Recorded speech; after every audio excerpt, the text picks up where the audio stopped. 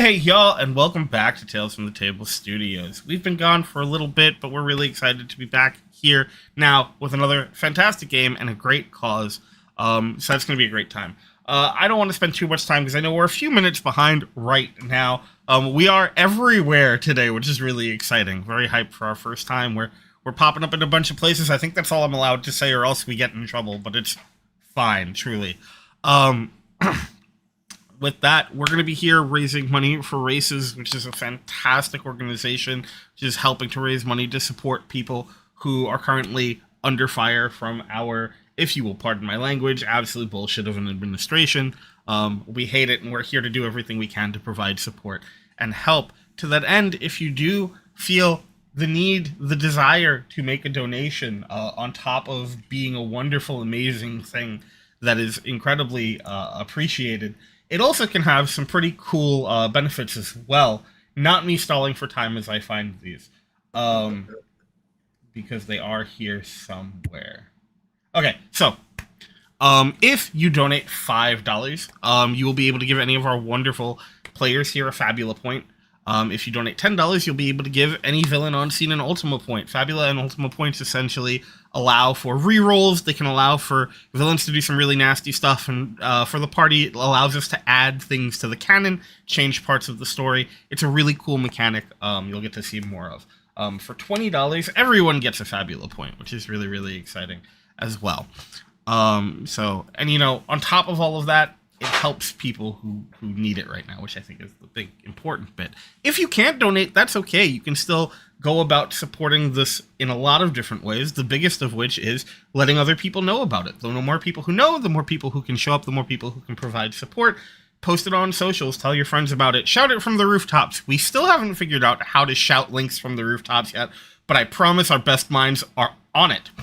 I think that's everything that I have to go over right now. So that's me. I will throw things to our wonderful tail slinger. X, why don't you take it from here? Hello, everybody, and welcome to the show. Few content warnings. You're going to see some interesting things happen in this one. There's going to be some probably mentions of a past war. There's going to be some there's going to be some violence involved and possibly intense language. So just make sure you take care of yourself if those are any problems for you. But without further ado, we'll go around the table and have the cast introduce themselves. Please say your name, where we can find you, and who you're playing today. We'll start with Cass. I'm all the way at the bottom. You start with me. No particular order. Yeah. I see how it is. Okay. Hello, everybody. My name is Cass, better known as Yoda Almighty on the socials. And today I'm playing Lycia, the Beast of Mandragora. That's all you asked for. Again, in no particular order. I appreciate you. Lion, how about you? Oh wow, well that's a change. Usually I'm the last one. Hey y'all, it's Drake Lionheart. Most people call me Lion. I am the studio director for Tales from the Table Studios. You can find me here and everywhere online at It's Drake Lionheart, except on the cesspool that is Twitter, where it's still the Lion Knight 42. But don't go on there. It only exists so that when we're doing charity stuff, I have somewhere else to blast stuff. So go everywhere else. Do the following things there. You can find me here. That's kind of it for now. I'm always busy behind the scenes here doing stuff. Very awesome. Happy Pride. We're still here. We're still fighting. We always will be. One more time for those in the back. Fuck the current administration. That's me. Oh, and I will be playing Menajram, who is having a time. He's having a time. We're trying. We're trying here. That's me. He ain't even started yet, and you're already having a time. Yeah, we come in having a time so that we can share the time with her. Now we can all have time together. Boy, howdy. Yeah. This is a good time. No one knows. You know what I mean? Q, how about you? Me? Oh, how sweet. I didn't even know we were doing this today. Hi, everybody. I'm Q, your friendly neighborhood cowboy maker. You can find me out on the internets at Midnight Inc. That's midnight maybe _ INQ. Q is my name. I'm sure you get it. Save a horse, ride a cowboy. I'm still making cowboys. Speaking of which, today I'm playing Doc Sunny Valentine, who is always having a time, but it's a good time. I promise. A good time and a long time, maybe. Who knows? The longest. Truly. Next. Last but certainly not least, Taylor. Hello, I'm Taylor at Potato on the internet. There's underscore sometimes before and after. My branding's screwed because of all the weird new social medias. But yeah, you can find me there. I use pronouns she, her, and I will be playing Sage Lunaria, who is the gardener of the Sky Kingdom. And she's having a time, but I feel like probably a good one, if we're gonna be honest. If we're defining our times, hers is pretty chill. Yeah. You know what? I meant to say my title and fully did not. Then that's fine. That's okay. Me too. We're in the same boat. It's Surprisingly, fine. his identity is not he's having a time, but maybe it should be. It could be, yeah. I don't think it's too far Identity's off. Hammer of times. It's ever changing. We're different. We're all different people throughout our lives, and that's okay. Shout out 11. Anyway, that's me. I'm the last. I guess I'm the last one. I'm Extel. Pronouns are he, him. And in the game, pronouns are variable because I'm going to be playing a lot of different people. Excuse me for a second. That was a weird moment. Anyway, I'm the tail slinger for this show, and I'm playing everybody else that's not these characters. So without further ado, let's get into it. On the planet known as Kreia, there are a wide range of peoples. There are scholars, soldiers, officials, and most importantly, there are just people trying to live their life, go day by day, trying to get from one to the next in one piece. In our history, the last 500 years, peace and prosperity are the only things these citizens have known. But as our camera zooms in on a vast ocean, in the distance, a land some may or may not have been to yet, or maybe some are leaving that place. This boat is going to a different place, a new place for some, home for others. And as the camera zooms in further, we see a doctor. Doc Valentine, tell me what you are doing and where you are on this boat.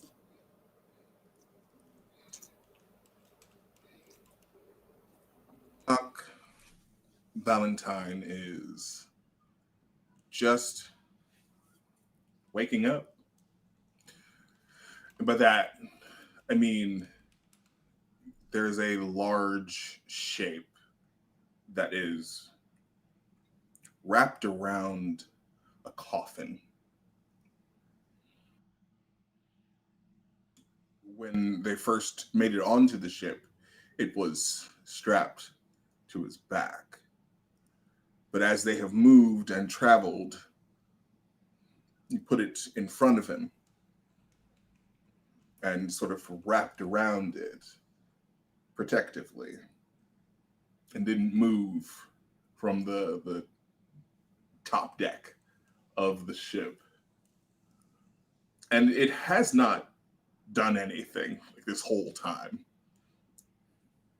Until right now, when the arms sort of peel off the front of the coffin or the lid of the coffin, and out steps a man smaller than the figure that was carrying the coffin. The body is wiry and athletic, but the skin is this strange color. It's blue-gray. It's stitched together. It looks like the pieces are mostly uniform. But they're together and fully functional as the doctor steps out, glowing eyes like sunshine, peering around to behold his new environs. And there's immediately a smile on his face. And I think right now he is getting a lay of the land, or at least getting a vibe on the people that are here. Ignoring the strange stares. You're moving up from the passenger quarters up to the top deck where everyone is. Go ahead. So we're going to have our first roll of the show. If I can remember which roll is for this. Forgive me, everyone. I am new to running this game. So you may see me having to pause to check stuff quite a bit. But let's see how you make...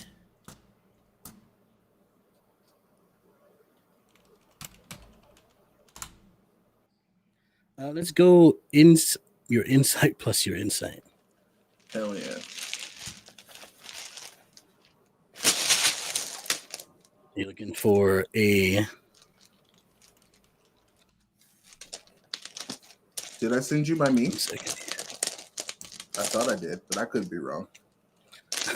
I don't think you did, but it's fine. It's all good. No worries. Oh no. That's not. What do you... what do you got? Let's see. That's a 1 and a 3, so that's 4. I don't know if that's great. Hold on a second. Is this a fumble? Let's see.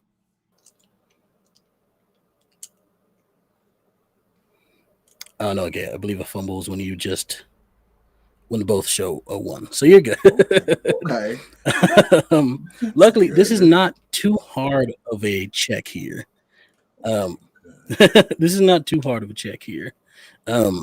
You've been accustomed to looking around and just sort of watching the way people notice you.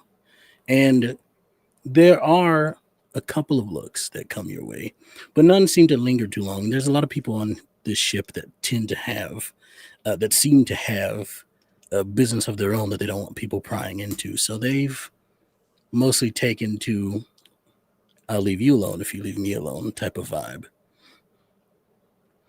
So as you walk, you see people look, but not for too long. That's fair. Now, I will say, if anyone does catch his eye, he will absolutely do like the tip, the hat tip. Just morning, doesn't care what day it is. That's what time of day it is. Morning. How y'all doing? Great. I'm just gonna do a wander. And the camera sort of follows you, and as you continue to walk, it points downward and does almost like a spin, transitioning to Lycia. And possibly incredible timing. I do these things. And possibly Sage. Are the two of you together? I mean, Lycia's up in the riggings, like Just staring at Yeah. everything. Then probably because I think also Sage is also somewhere where they can see everything and staring at everything. So same brain, I think on that one. The two of you. So then the two of you are up high on the. I believe they call it the bird's eye. I could be entirely wrong. The Yeah. crow's nest. The crow's Bird- nest. The crow's nest. So, Yeah. so close. You knew it was bird Right there. related. Yeah, it's bird related. Teamwork, So teamwork, the two we of you got there. up in the crow's nest. The ocean is, like I said, vast. A deep, almost greenish color, which is kind of what's normal for you. But also, Lycia, there seems to be some sort of, as you look at the water, and you've, for the entire time you've been here, you've known the ocean to look this way. However, you can't help but feel some sort of unsettling vibe every time you do look at it. It is the way it's supposed to be, but there is this underlying sense of dread as you look out into the odd colored, normal colored ocean. Sage. Yes. What? Can I hang up? Can I hang upside down? Am I allowed to do that? You'll kind of like look around to see if anyone's looking at them. I don't think anyone cares. Sweet. And like she's got this like I described it for the art as the Disney Peter Pan Wendy's dress, like her little nightgown, but in purple. And so she's got the little like mutton chop sleeves, and she just looks. She's got white hair. Her eyes are fully black, like iris glare. Everything is black. And so she just like sits down, tucks the dress so it doesn't fly out, but like up over her head, and then just and just hangs over. And I think she probably spots Doc and is like, "What is that?" As you're kind of like make a comment on that. Sage has been like holding on to the rigging to make sure, flying with, but is flying as she has like these big moth wings that are kind of going. And I think we'll just also kind of flip upside down in the same way you are, but is still like flapping her wings and just kind of looks. She's got this like super like curly, like very thick pink hair that's just like straight now, like upside down, just in the wind, probably making where neither of us can see in this moment. I was looking like, what are we looking at?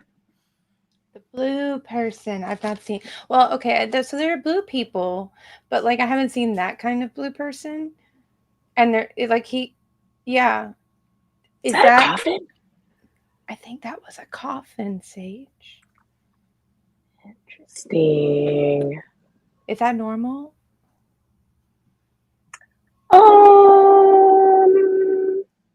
No. I don't know. Maybe if it's his job. I can say that like I haven't maybe really his traveled job. like a super ton, but like the little bit that I have traveled, I've not seen anyone just carrying around a coffin.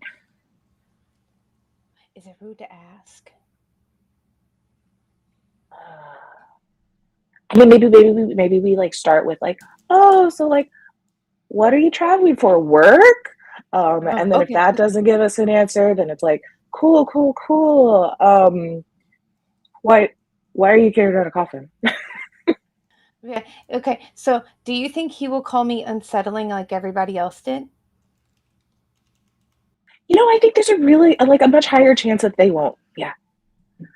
Okay. Okay.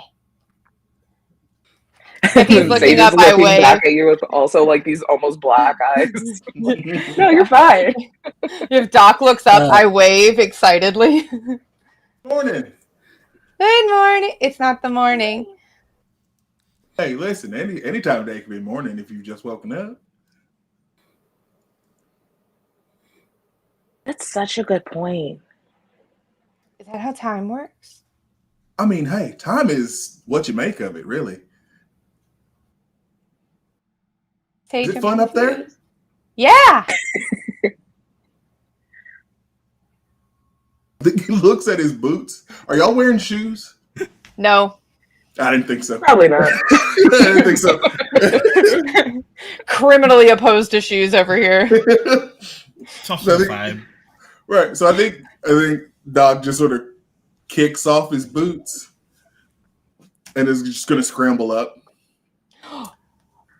Oh. I think we beat a friend. I think we beat a friend. I think we beat a friend. I think we're gonna be friends. I think we're gonna be friends. Yeah, you know what? This is enjoyable. Hey. And Hi. like before, the camera sort of follows Doc as he travels up this ladder and drops rapidly back to the deck and searches for another. Rim, what are you up to on the ship? So I don't think there's very far that you have to go, and it's pretty easy to spot, because the Menagerie is large, about 7'4", and wide. Although at present he's sort of hunched over the side of the railing on the deck, looking off into the water. The amber eyes just sort of lost in the currents of the sea. You can see small sparks of what seem like wisps of flame almost, rising from either side from beyond the like barricade. And as the camera sort of like comes around, you can see this long chain that hangs from his left hand, just sort of rocking slowly back and forth as this ornate silver and gold censer sort of sways back and forth with those little wisps of flame sort of coming off of it, almost like rhythmically.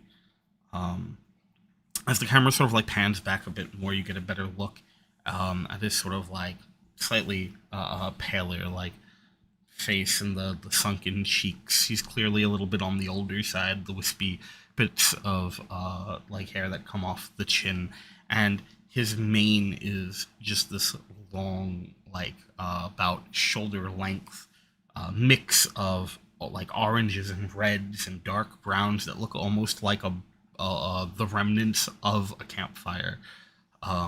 There's the single braid that runs down on the left. In it, there are intricate patterns woven and bits of golden, like ringlets that have been woven into the braid as well. And jutting from his forehead are these two, like ridged horns that sort of roll back and come almost to a point facing towards each other.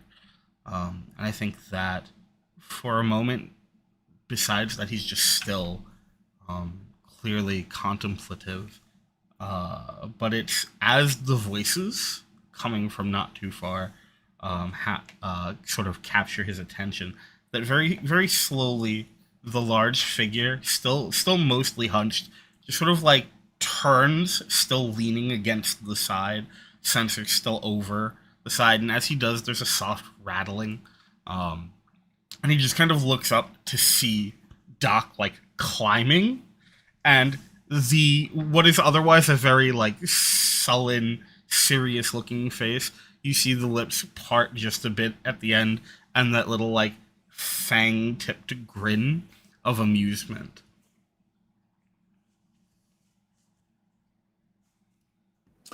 I do want it to be clear. When he climbed, it was not like normal human. It was certainly strange. Like, Are we talking full on skittering?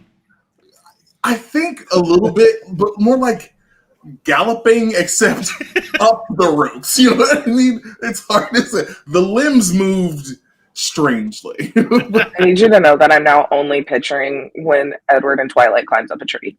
Oh my god. That's all that's in my head now. So You know good. what? Never You know what? Oh, You're not wrong. iconic. Yeah, type shit. Yeah. Amazing. Let me make a note. Just making a note like that. Maybe Edward. maybe I do turn into a spider monkey at some point.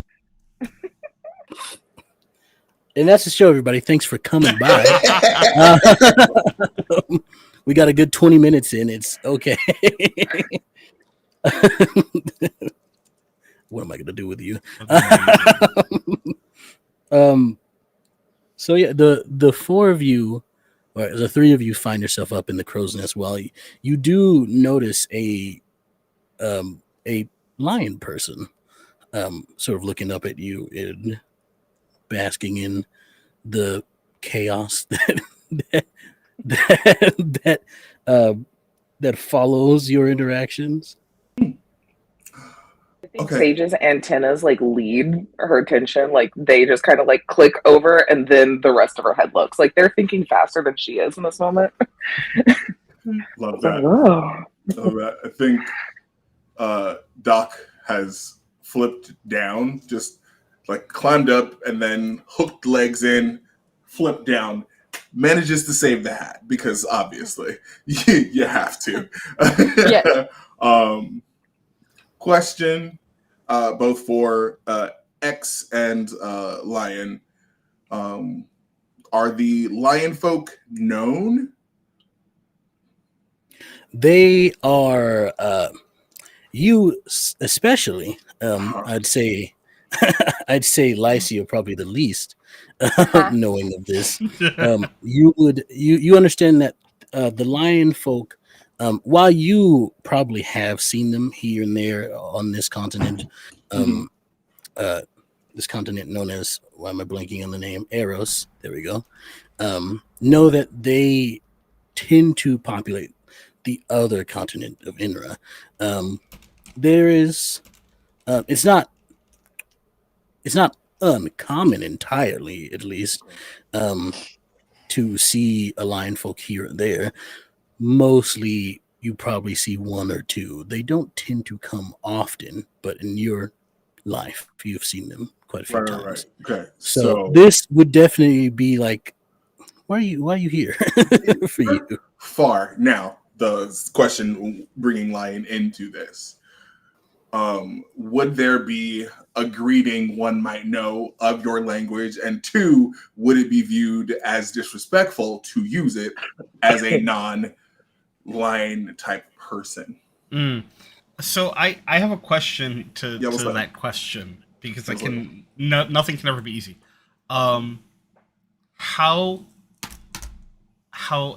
outdated would you say is your knowledge on like their social like customs? That's a great question.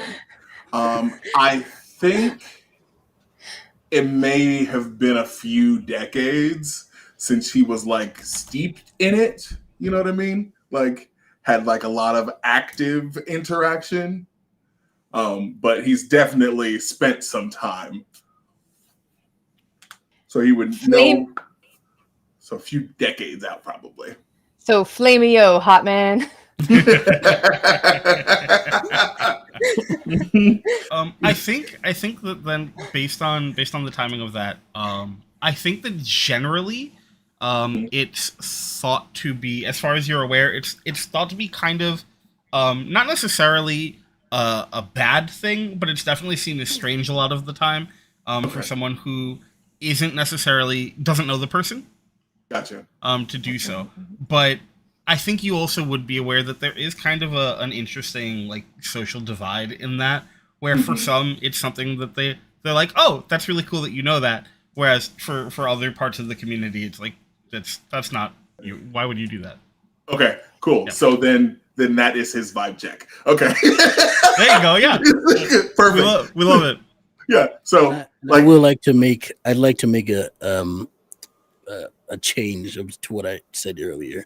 All of that sort of, it's not uncommon for you to have seen plenty of Sure. Yeah. That's so fair. For Sage and Lycia, especially Lycia, this is the first time you've ever seen a person like this. I didn't know cat people existed. And Sage, you know of the lion folk, but you never met one. I'd like read a book, you know. Read a book before, yeah, for sure. Okay, so then yes, like hand on hat, looking directly at you, Rem. Doc gives the greeting. I think there is a sort of immediate that like heavy brow sort of like peaks, and you can see the slow nod in return. Oh, okay, it's a cool one.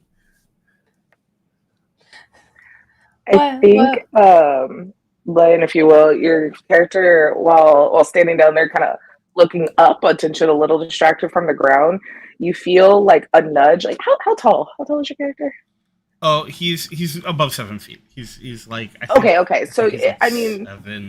I think I said 7'4". I have to double check. yeah, then it's did. definitely like up against your legs. As it's probably about 3 feet tall normally. You look down and see a little creature looking up at you with like the same like really black eyes, but they're kind of glittery. It like looks like a dragon if the body of the dragon, instead of being like lizardy, was like kind of mossy. Like the little scales almost look like petals on a flower, and the little wings almost look like little leaves. And there's like little like viney tendrils that kind of like float around. His little horns almost look like little twigs. And like the biggest like good boy smile with like the teeth like wide open, his tongue sticking out, like looking up at you.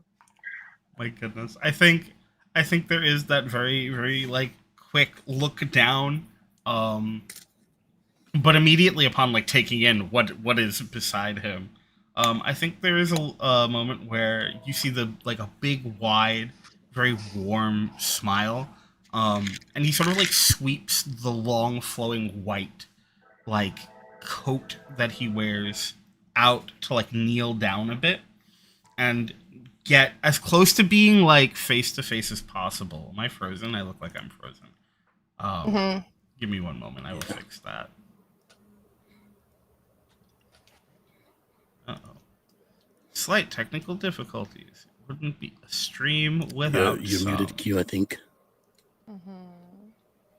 Yeah. All right, we're back. Sorry about that. Welcome back. So it sweeps out the coat and sort of like kneels, and you can see how like you can really see how wide the frame is beneath the coat as he goes down to get as close to like face to face as possible. I think he's still kind of towering a little bit, but there's that sort of just like head tilt. Hello, friend.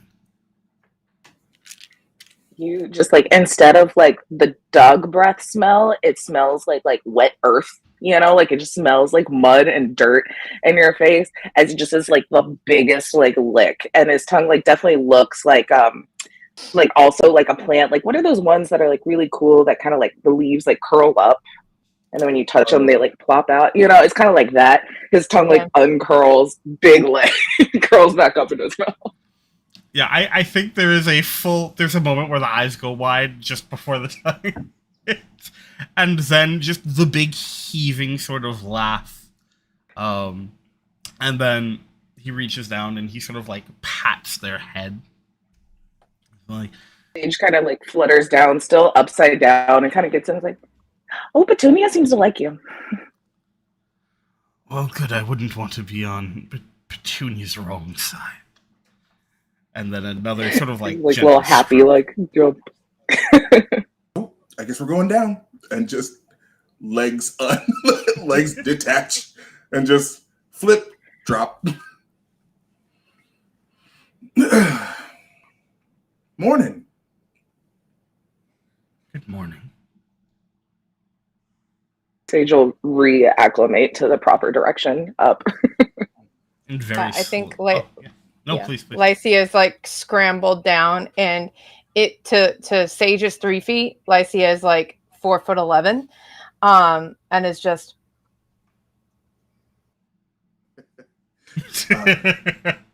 So hey, in my experience, it's impolite to just stare. Look to Sage for confirmation. Oh, hi. I'm Lycia. There you go. And slowly, I think with a hand gripping on the railing, he rises. There's a little bit of unsteadiness. Not as though he's going to fall at all, but it's clear that the joints have seen some work. And he rises and sort of like dusts off the white skirt that he wears. And goes, "You are not the first to stare. I don't take it personally. It's very nice to meet you. Okay. I am Minajram. You can call me Rem." Hi. You can call me Sonny. I'm Doc Sonny Valentine. Nice to meet you. Sunny, like your eyes. Yeah, like my eyes. That was after, but Sage, After. Yes. you are well traveled. You definitely know the name of Sonny Doc Valentine. Ooh. Do I know it well? Do I just recognize it, or do I know like a story or two? You recognize it to be a name attached to a person that generally tends to be very helpful.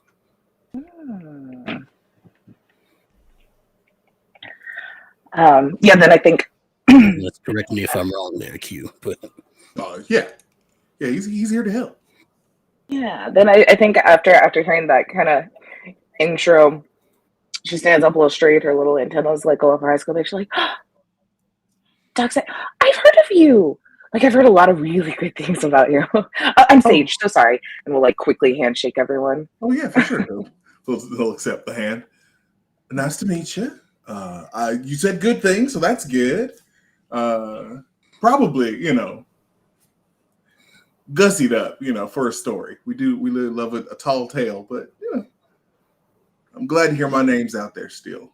It's important. It is. It's just so it's why. What brings you on here? Well, boat's the best way to get around from point A to point B. When you're moving continents and islands and things. What about you?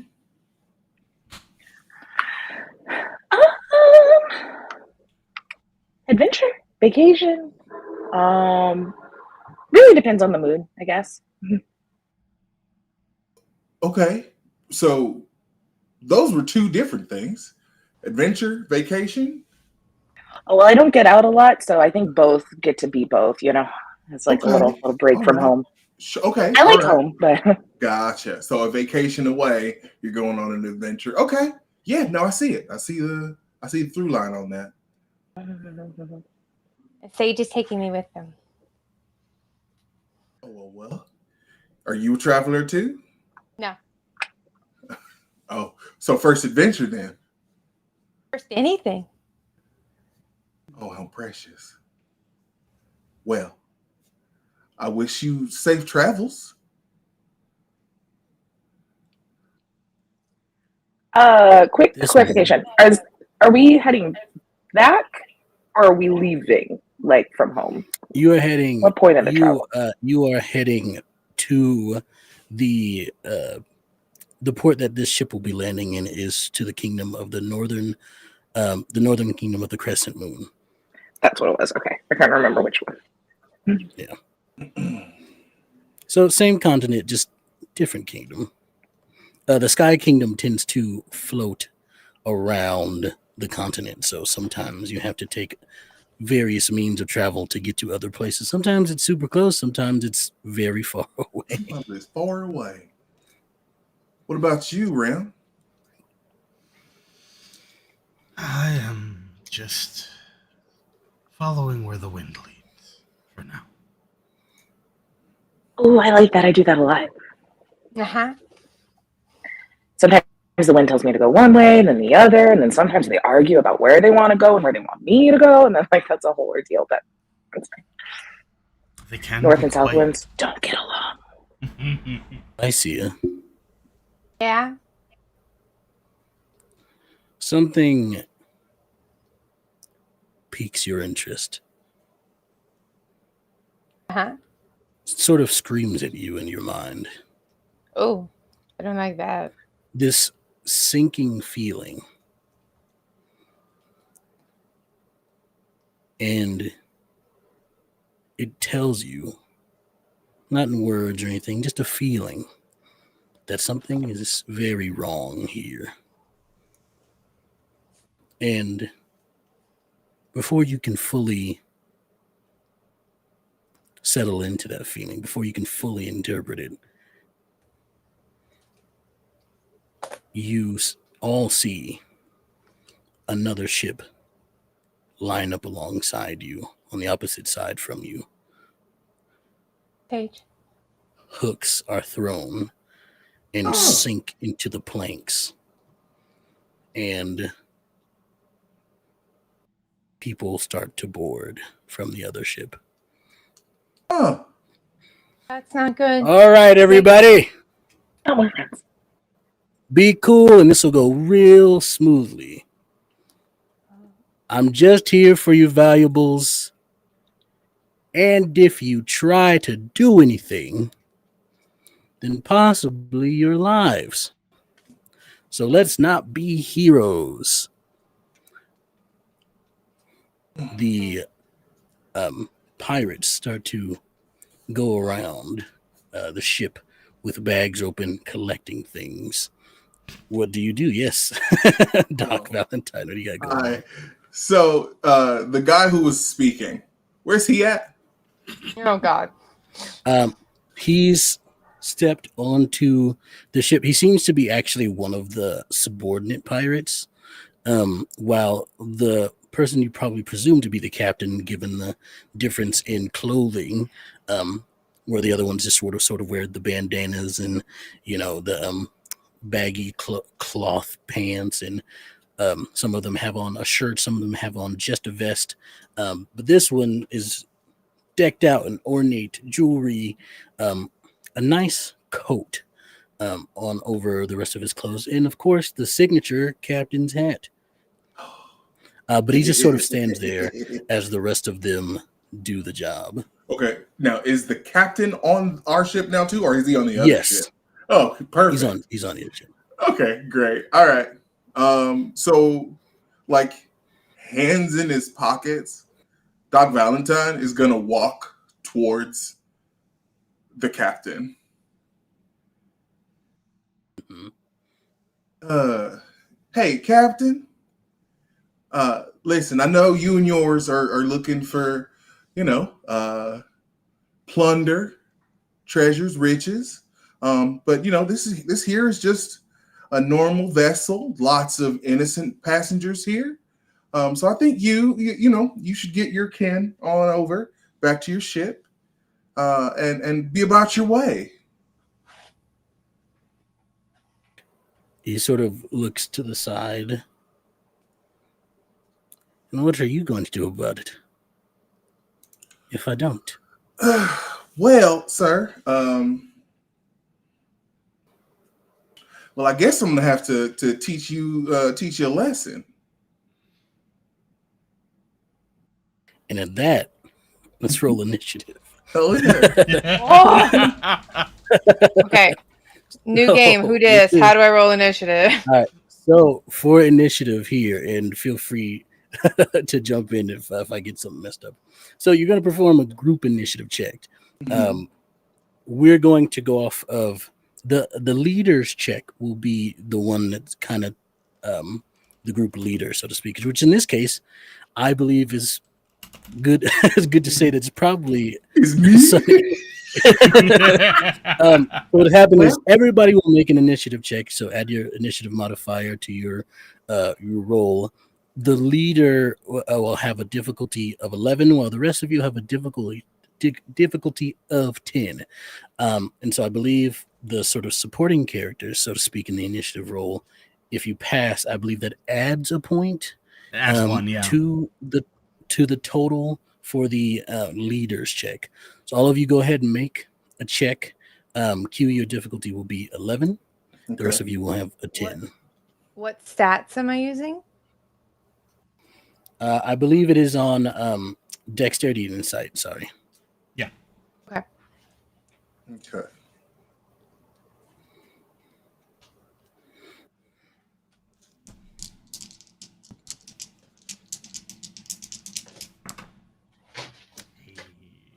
Pretty good. Mine, you're quiet there. Oh yeah, no, I was being pretty quiet. Is this better? I got you. Yes. Awesome. I got a 12. Nice. So that'll add a +1 to your check, Sunny. I I got, got a a 7, 14. and I don't add anything. Oh, All right. So you get a +2 to your roll there for your initiative, and you have to beat an 11. Cool beans. Well, I roll boxcars, so that's +2, so that is 14. love it. Lovely. So how this will go then, since the heroes have won the initiative check, how it'll go is it'll alternate between a PC and an NPC. Right now you are engaged with 3 foes, the captain and 2 pirates.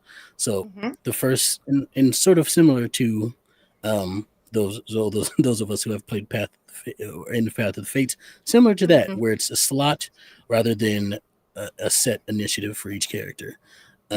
So PC will go, one of you will go, then one of the NPCs, and then alternating from there. I believe I have that right. Yeah. Yep. You got it. Lit. Much appreciated for the confirmation there. I got you.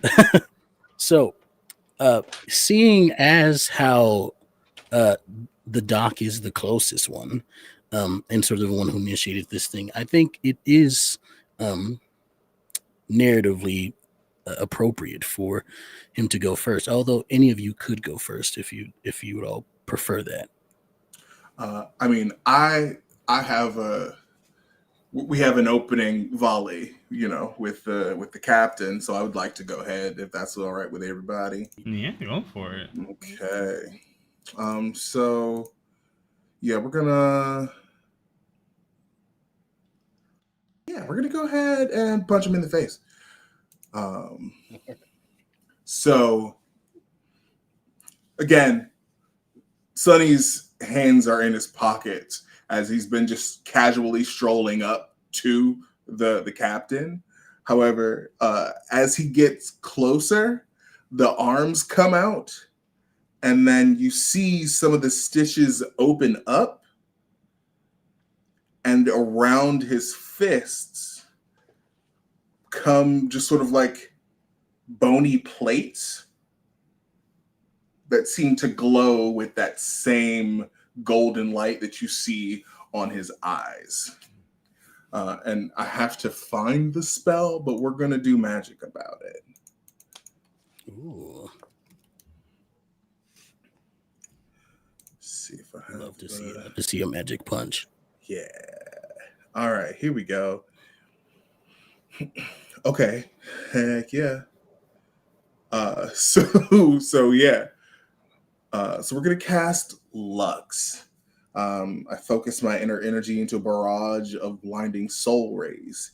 Each target hit by this spell suffers HR plus 15 light damage.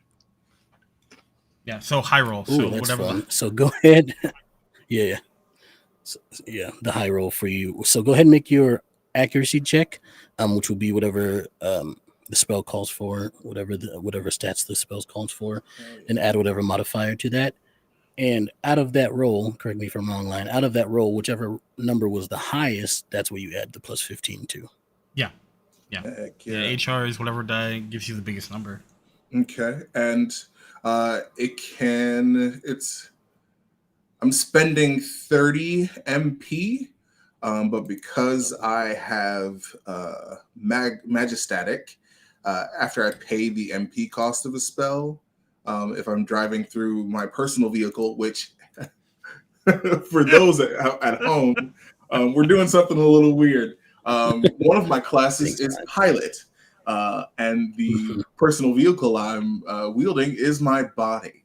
So I get to regain 10 MP from this. All right, so magic-y things. I'm going to be using my might and my willpower. So that is actually 2d10. I'm rolling for all like against all three, or is it just one roll? You'll just be against the unless the spell affects all three, which I don't think it does because you said it's a punch, right? It's imbued in your like, fist. Well, I'm throwing the punch, but it is soul raise, so it is raise, so I can hit all three of them. Oh, lovely! So this will be a good time for them. That's the hope. All right, here we go. Okay.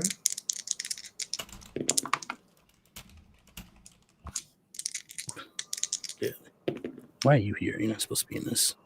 Supposed to be this guy. There we go. All right. So the one on the captain was 15.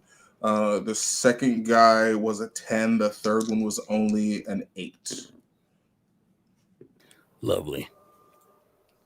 So go ahead and tell me your damage for each of those. So whichever one was the higher number out of your roll, add your 15 to it. Okay. Rip. Okay.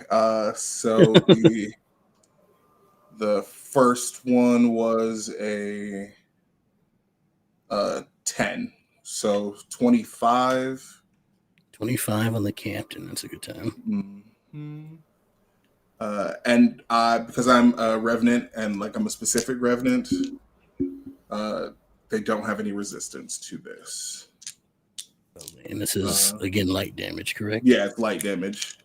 And then the other one was a 7, so 22, and then 5 plus 15, 20 to the third guy.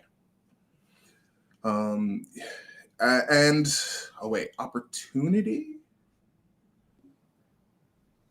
What hold on, we're gonna look.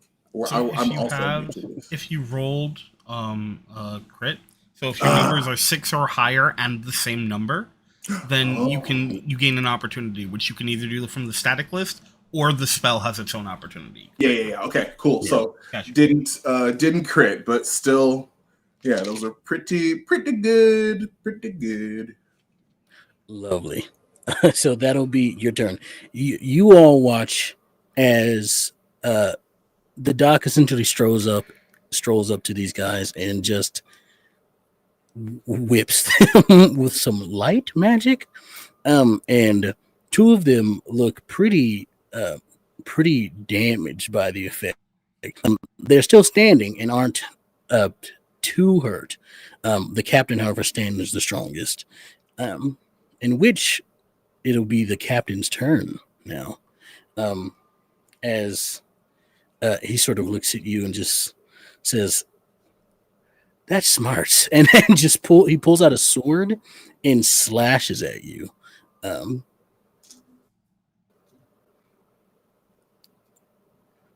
Now, here's the thing. Lion, help me out here. Yeah.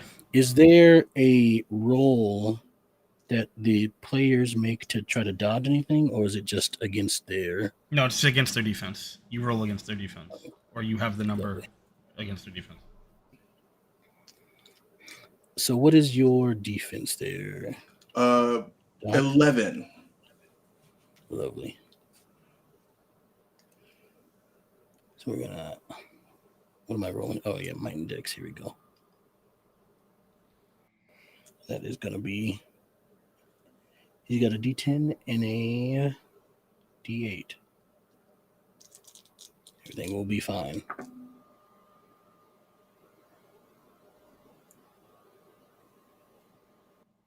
Ooh. That's nice. So he got an 11. Nice. Which is your defense, correct? Yes, it is my defense. Yeah. Lovely. So you're gonna take 17 points of physical damage. Heard. As he says, it's not nice to hurt your attackers. and hey, it's now you're trying to rob us. What are you talking about? Everybody's got to make a living. And who wants to go next on the player side?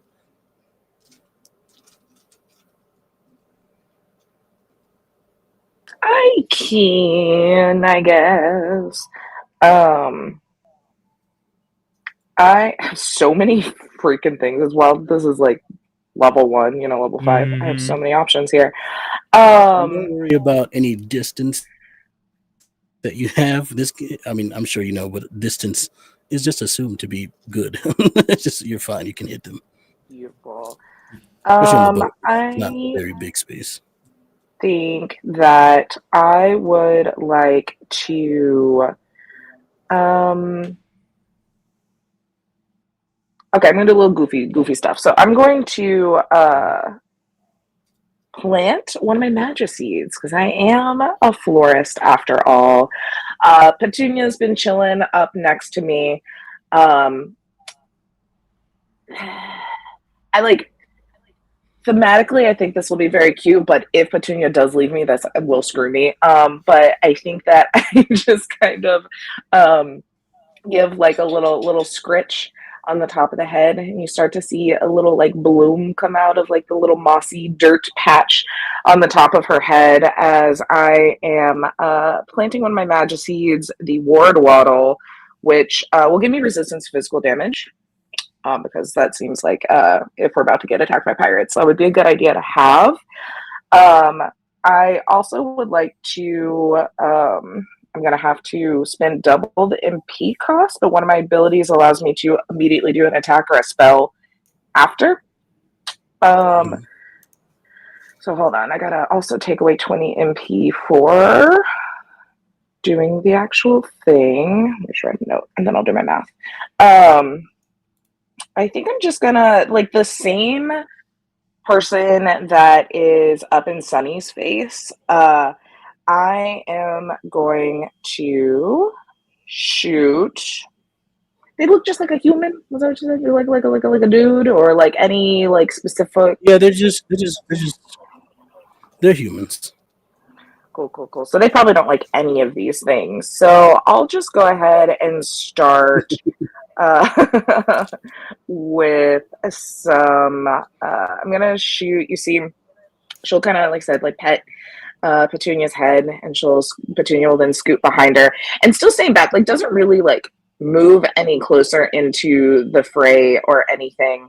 But I think you see that their wings kind of start to like flutter, not in a way that they're like flying, but just almost like kind of like vibrating. And the same with like her antennas, as everyone that's like kind of in the general air can start to feel like air kind of swirling around a little bit. And then it's going to shoot a arrow blast, which will be 20 air damage towards this guy. I assume that's insight. It doesn't tell me with a hex if it's the same as a spell. Let's see. That one I don't know off the top. I've got an MP cost, but I don't know if I need to roll to hit against their MP or their magic defense. Well, is called Arrow Blade. Yeah, so it's in the Invoker class. It's Arrow Blast. It's in the Invoker class in the new Natural Fantasy. Because it just says you may use an action, spend mind points to perform an invocation drawing from the wellsprings. Your skill level in the skill determines which invocations you have access to. So it doesn't tell me a roll. Then I'll say we can go inside. Okay, perfect. That was my assumption. Arrow Blast. Yeah, Let's even in see. the performing an Right now, invocation. see if there's anything different. But oh, I guess actually this is the first question. I assumed arrow because we are on. You have to tell me what natural well springs are around. I'm assuming water and air since we're on a ship, which is why I chose air. If that's good with there you. is water and air. Yes. Okay, cool, perfect. Yeah, Because I'll have access to air, fire, lightning, or any of those depending on where we are. I mean, you might also have fire right now.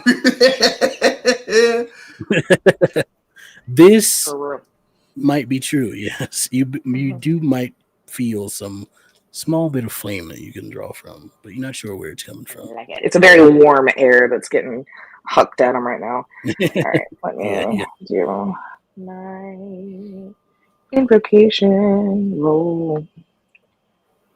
I hear people are waking up. I can go get my physical dice soon. I'm so excited. Okay. D8. That's a 10 total. That'll do it. Yeah. So tell me how much damage you have.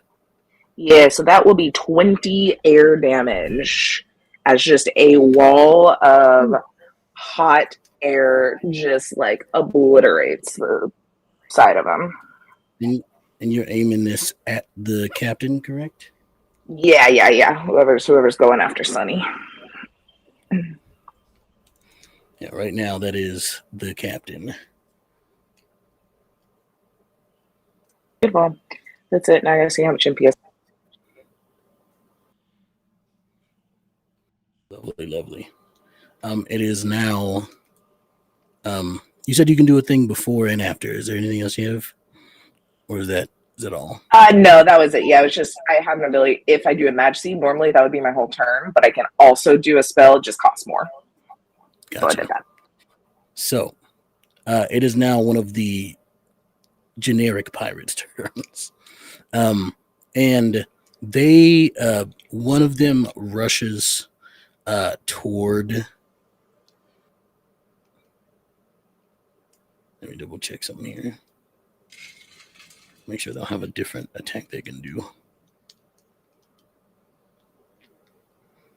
Nope. So one of them, this one rushes towards where the three of you are, Lycia, Sage, and Rim, and goes for Sage because that's who just attacked the captain. So Sage, tell me your defense. Only a 10. Let's see if they can use a different die for you. Use these two. You know something? Tell me how you dodge and or tank this attack because they rolled a 9. Lovely. Yeah, I think as they rush up, I just I mean she's already kind of like floating a little bit and this air is kind of going out. I think it's a little discombobulating for them in general, but we'll fully just like do like a little flip over like their blade or whatever they're swinging with. Lovely. Frustrated sounds come from this pirate. It's like I'm gonna get you. I promise. You hurt my captain. No one hurts my captain. She does the little like fingers in the hand like, like look at him. Lovely. We'd love to see it. Lycia or Rim, whichever way you like to go. You mind if I? Awesome. So I think that as soon as this, so as this has all been going on, Rem has kind of not moved very much, just watching carefully. I think for the two who are there near him, there is a look of a little bit of frustration and exasperation when Doc throws that first punch. But then the moment that one of the pirates starts charging at them, he steps forward, taking his weight off from the railing and like fully rising. And immediately upon missing, he steps forward. And there is like another chain rattling sound, and you can see the chain sort of extended still over the railing. And I'm gonna take some I'm gonna throw hands with this buddy of ours before I describe what happens. We'd love to see some hands. I don't want to fully commit to it and then fail. So we need this. Love when hands are thrown. We're gonna try and throw some hands. That is quite literally amazing. That is a 16, and I rolled 2 8s.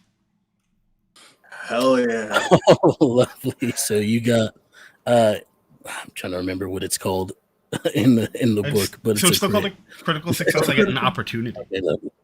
Lovely. So go ahead and describe to me what happens. Tell me your damage and describe to me what opportunity you create from this. For sure. So so it's gonna be 13 points of damage. And what I think happens is immediately following that miss, Rem steps forward and is just this like large imposing body. And there's a moment where he just sort of has his hands up as he's approaching, because he's clearly trying to temper the aggression and the violence. And I think he goes, "There are much easier ways for us to solve this. It doesn't have to go this way." And then I think the guy swings on him.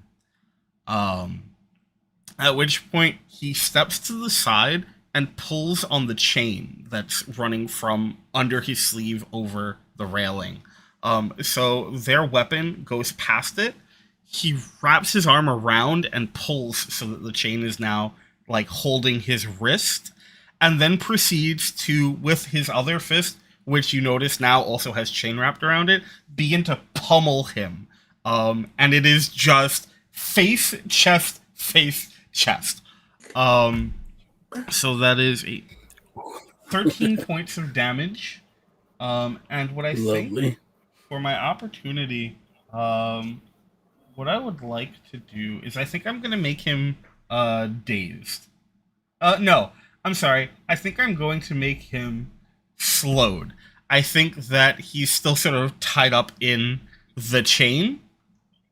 And I think naturally Rem has sort of positioned himself so that he is now between Lycia and the rest of them. Lycia being what looks to be a child, is just fully like towering between the threats and what he perceives to be a kid. As he wails on this guy's face. Wonderful. I love to see this. This is amazing. So the that is your turn as we go to the other pirate, who, instead of going over there to help, is sort of single-mindedly focused on protecting the captain. And so, Doc, you're going to take another attack here. Well, you're not going to take it. We're going to see if you take it. As it's thrown at you, this axe, this broad axe, sort of comes down and tries to slash at you. Now this could potentially do a lot of damage if it hits, and that's if it hits, which I'm rolling bad, so it doesn't. Because you got a 5 on the total die. So tell me how you dodge, or do you just kind of like how do you take this attack? So the axe connects, and it goes right through the arm. And for like half a second, it looks like the arm is going to fall off. And then you see tendrils of light just pull the arm back on. Now I got to redo those stitches. Now, why would you do that? That's so rude. Why? What the what? What the what? I know. It's shocking, ain't it? I am laughing in character, by the way. I think I'm gonna give him the status condition shaken from that, because I think that's shakes the foundation of his beliefs in life. But as that turn in, Lycia, it is your turn in this combat. Yeah, I've been like frantically rereading everything because there's a lot. So just so I understand action economy, I have an action and a minor activity. Okay, so my minor, like I don't know, I'll reread combat mechanics in a little while, but like I think as Rem steps in front of Lycia, who like Lion said, looks like a child, but like a teenager, an older teenager, but has like a very like baby face. and I think the last thing she saw before removed was someone swiping at Sage, and I don't think she recognized if Sage got hit or not. Someone just swiped at her friend with a sword, and so you just hear, "Don't hurt my friend," and I'm going to use my action to do my what is it called? I want to say it correctly. Teriamorphosis. And I activate the Terratheria form, and I like little 4'11" Lycia becomes this gigantic 8.5 foot tall like bat moth creature. It looks like halfway between a bat and whatever moth that that Sage is. Like, she's obviously drawn elements from it, but like is jet black, but like has this iridescence like seal skin to her, and she just looms and like bats up and flies and looms over the top of these people, and that is my entire action. I love this visual of like of the I love already this. giant like lion guy stepping in front, and then there's a more imposing lion. And it's like, and like if Mothra was like a bat also, like Man Bat from Batman the Animated Series kind of deal, like, Perfect. and just whoosh, whoosh, and like still the black eyes and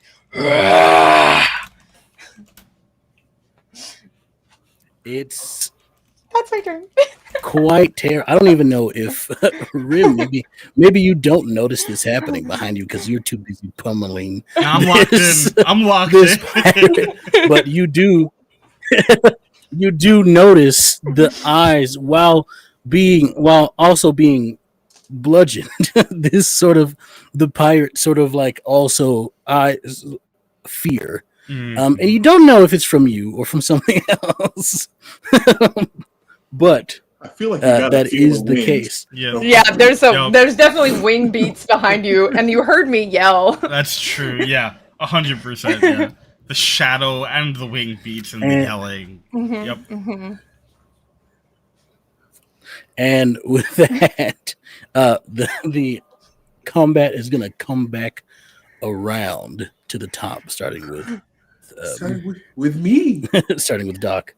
Like, does it have to stay like Yes. that, or can No, we do? we can do whatever order. Oh no, actually Okay. no. It can do whatever he wants actually. So Okay. whoever would like to go first here, if it's So, Doc or someone else, you can If go. the moth would like to get a turn, if the moth Batman would like, No, let's Lycia, fucking go. Let's do that. I let's think go. that Okay. is quite So- appropriate. So an unarmed strike is going to be one action, I believe. Yes, an attack and is I'm- one action. Yeah. Mm-hmm. And I can now only be targeted by melee attacks if they have the ability because I am flying. Let me see here. What am I rolling for my attack? My attack is going to be Dex plus my... No. Yes. Hold on. I read this and then I did a thing. Yes. Dex plus mine. Okay, so that's... Okay. How does an 18 sound? An 18 sounds quite amazing. So Okay. go ahead and give me that damage. What is HR stand? High roll. High roll. High roll. So So whatever, whatever- die. Whatever is the higher highest number that you rolled. Yeah. Was a 10. Plus whatever it says. 2. Lovely. Says 12, but I also have a thing that gives me extra damage to unarmed strikes. Oh, yes. This is true. Acromorphosis gives 6 plus skill level of that. So that's 18 points.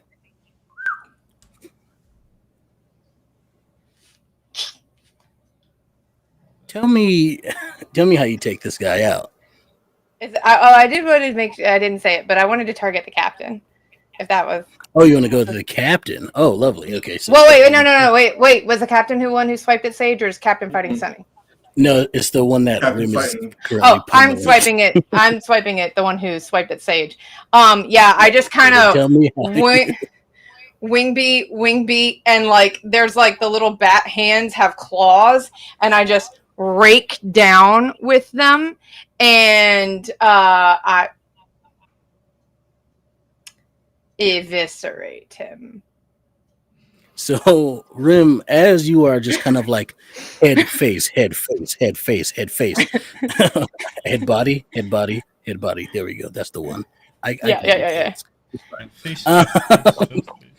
Just face. You see a large bat creature appear behind and just, as was stated, eviscerate him, and he falls limply in your tied in your rope that he had him chain that you had him tied up in.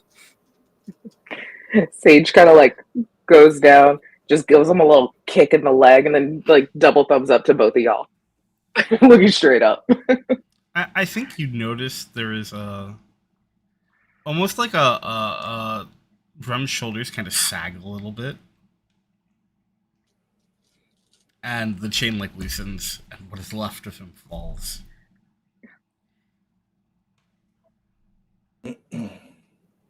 The captain is going to use an Ultima point to escape.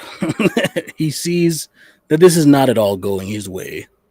And so what he does is he pushes the other pirate toward you, Doc, and uses that as a chance to jump back onto his boat and leave. And as he departs and the boat sort of sails away, you hear, "This ain't the last you see of Captain Seaborn in the high seas," and continues on. The crowd that were all sort of the people who are on this boat sort of all come in. They were sort of like hiding and trying to just stay clear of the fighting. Now sort of come out from their places and from their crouching positions. And you hear footsteps as they approach you, Doc. And it's the captain of this vessel, who you know to be named Captain Charles. Charles. Yeah, not Charles because there's only one of, not Charles because there's only one of him. So, Gotcha. Okay. Yep. Yeah. Okay. And he looks to you and says, and holds out a hand and says, "Thank you for your help in that situation. Okay. I greatly." So, Doc isn't even looking. Like before the hand is fully out, Sunny is turned around and is going to move to the body. Like, I understand that there is very limited time. It's likely he's too far gone. But he was Of the going pirate? to. Yes, but not the captain. I don't care about the captain. I'm talking about the one on the ground. Gotcha. So I know that there's limited time, but we're going to do what we can to bring him back. Oh. And I think as you watch as Doc begins to work on the eviscerated body of the pirate, is a good time when we take a break. We're gonna be back in about 15 minutes. I'm gonna grab some water, have a snack, do whatever it is that we need to do to just take a bit of a break here. But we encourage you to do the same. Get up, walk around, stretch your legs, do something. It's a good time. And we will be back to you in about 15 minutes. Bye. Bye.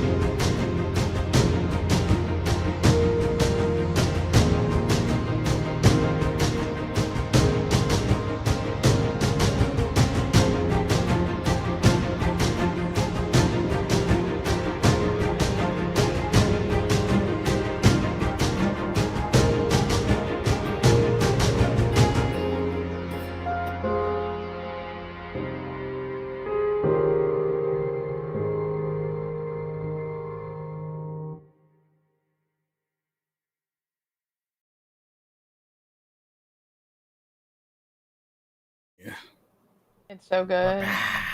Tay is the only one like, hey, we're going back. We exist. Ha. Oh, we're back. Oh, lovely. Sorry, I just did not- Countdown to I apologize. I should have made it more clear. I was like, oh wow. Yeah, You know what it is? We just did one of the classic Live from the Apocalypse returns. It's We fine. really, we were ranting about some unhinged thing. Yep, just mid, yeah. Whoops. Uh-huh. Well, Doesn't even tell you. Just goes live on you bitching about something. iconic trivia. Always.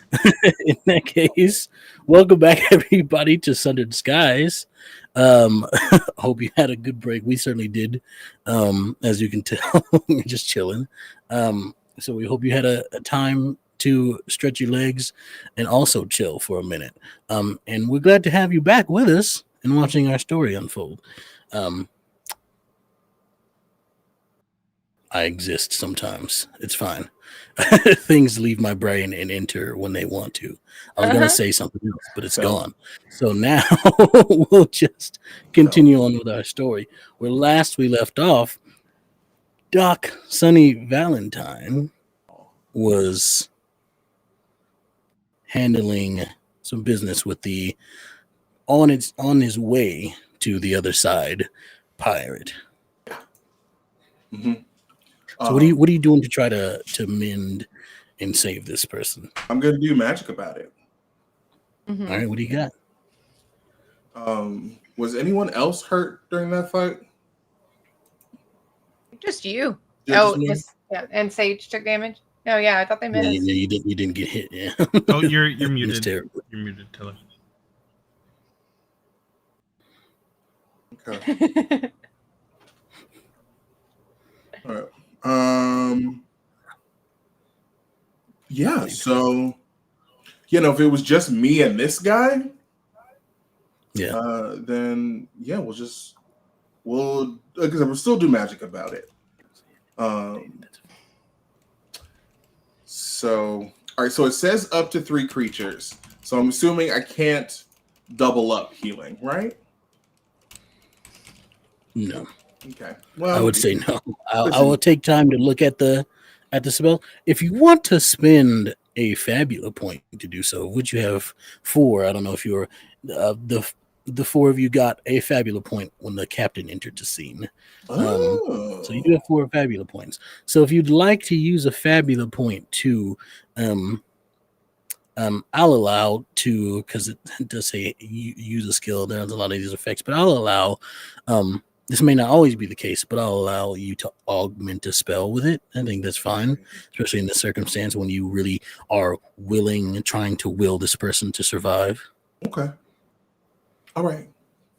So, yeah, I think it's going to be, I'll spend a Fabula point. And he's just doing normal, like, first aid, right? But it's the intention behind it. You can see the bone plating goes away. It's just normal hands again. And he's moving with a practiced ease, methodical and precise, working on stitching up the wounds, and his hands glow slightly. You can see a little bit of the golden sunshine energy flowing from Sunny into the body of the man, and just speaking very softly, very gently to him. Hey, you ain't finished yet. I'll say go ahead and make a roll Sure. of, let's go double willpower and willpower.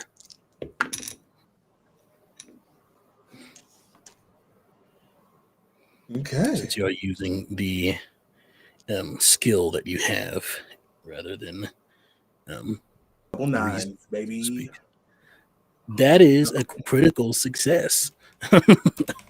And which let me double check this cheat sheet that I have now open. So it's automatically successful, and you can choose. You can choose to have an opportunity here. I believe. I don't think it's only for combat. Correct. Someone correct me if I'm wrong there. Yeah, me I'm sure. pretty sure. So Yeah. the ones on the like sheet and stuff are all tailored for combat, but like as far as I remember, you can always like pitch an additional effect. So if you'd like to gain something from this, let me know. I want the captain, not Seaborn, obviously, Captain Charles, singular, to sort of listen to me as I speak next. Like I want his attention on this situation, so that he is more agreeable to what I'm going to, ask of him, basically. And that like the pirate is listening to like I want people to listen to me. That's what we're going for. Got it. All right. Gravitas. Now, son, what's your name? As the pirate comes to, it's like, all right, there you go. I'm helping him sit up. Sort of is looking rather distraught, because the light was in front of him, but now has been taken away and finds himself in the custody, in some form or another, at least he believes, of his would-be killers, or killer, I should say. Because Lycia, have you changed back into your normal Lycia form? Are you still... I think as Doc started working on him, like it was like the mutations just kind of bled out of her until she was sitting crisscross applesauce next to the body, just like. Oh no! Lovely. So he sits up, like confused. We're breaking him back. Just sitting there. He sits up and he's sort of taken aback, but he does have that. You have a calming aura about you, at least at this point in time. And so instead of a reaction that you probably would assume someone like him would have in this situation, he's more subdued and agreeable, and just kind of like, my name's Jane. Hey, Jane. So here's what's gonna happen next. All right. Yeah. This is your new life. You've been given another opportunity to make better choices. And you're gonna take that opportunity. You're not gonna waste it, are you? No. Great. No, I won't. You know how to work a ship, don't you? Yeah, I handled a lot of stuff on Captain Seaborn's ship. Great. Well, he's gonna be lost without you, but here we are. Captain Charles. Captain Charles sort of approaches, still with the dignified manner of the captain, but but listens to you intently. He doesn't say anything, but he does gesture for you to continue, and that he is listening. So this young man finds himself in need of work. He's got good hands. I think he'll have a better head on his shoulder, but he could use some help. So, think you got room on your crew for one more? Doc Valentine. Yeah? Yeah, that's me. Your reputation precedes you. I'll take him. Great. All right. Well, then someone should show him to wherever he can wash up, because he does stink. Also, he is covered in blood, which I think Yeah. is actually the more dangerous thing for sanitary purposes. You can just go ahead and throw out all those clothes. You don't need those anymore. For the rest of you, this is a sight that is not seen often. When death door comes knocking for most people in this world, it's hard to bring them back to the other side.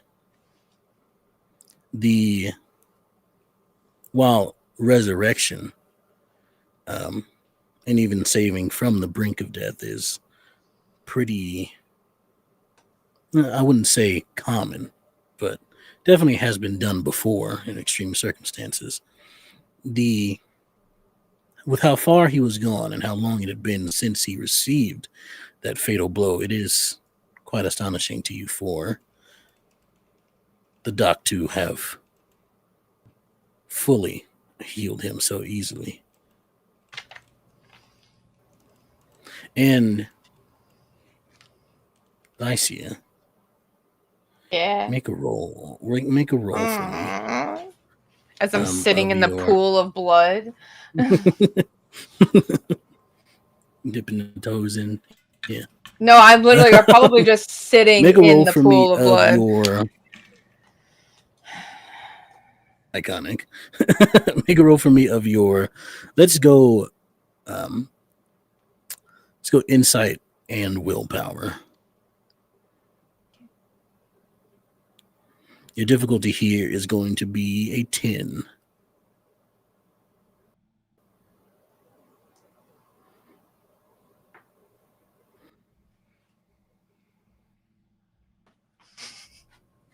Rolling so good today. 7. Yeah. 7. Rolled a 3 and a 4. Flashes roll through your mind. Memories, images. Mm-hmm. No. It was. Dang it! It's gone now. The images that sort of pass through your memory are fuzzy and hard to see, but something about this sight reminds you of something, but you can't quite put your finger on it. And the captain calls for one of his crew to take James away. There's a brief exchange between the two of them. He's like, "I'm Captain Charles. I'll be the one in charge of you now, and I want you to make sure that you're keep your head on straight this time." And James is very much agreeable. He's like, "I'm James," and he's like, "Wait, not James?" He's like, "No, because there's only one of me." He's like, "You and I are gonna get along real fine," and then they sort of usher him into the bowels of the ship. The captain returns to you all and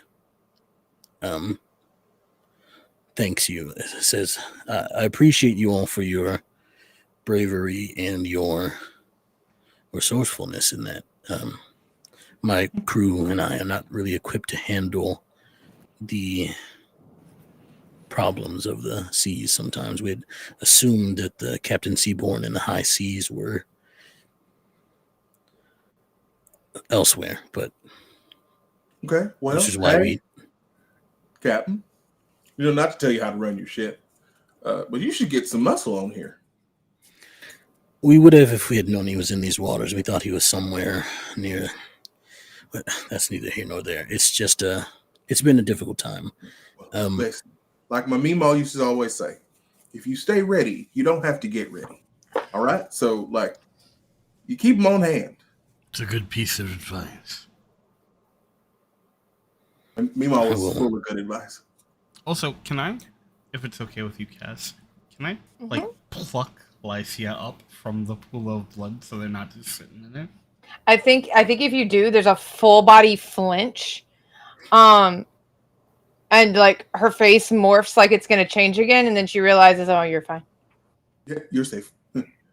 I think too, when you do pick them up, you see that somehow there is like a perfect circle where the blood was not where they were sitting. You can just see it kind of rippling. Mm-hmm. Well, Mm-hmm. and I think, yeah, Same. I think that he's just holding them, by like probably by like the backing of the dress, almost like one would by the scruff, just to keep her away from the blood that was not affecting. Mm-hmm. And think there are criminals scruffing a who are kitten. coming to clean it up Mhm. immediately. Mm-hmm. But the captain sort of continues and is like, listen, this might be a lot. I would like to reward you all for your help here. Unfortunately, I do not have much of my coin on hand or any other items that may give you. However, I do know someone who would gladly pay you for your services, and you seem to be. Are you all adventurers of the kind, or would you like to be? I know someone who could definitely use your help. No, I'm a doctor. If it's fine. I mean, somebody needs help. And they're asking for help. I'll help them, but I'm not an adventurer. Nor am I, but if they are in need of assistance that I can give, I can't think of a better place to be. I like adventures. And Lacia just had her first fight, from what I can tell. No, not my first.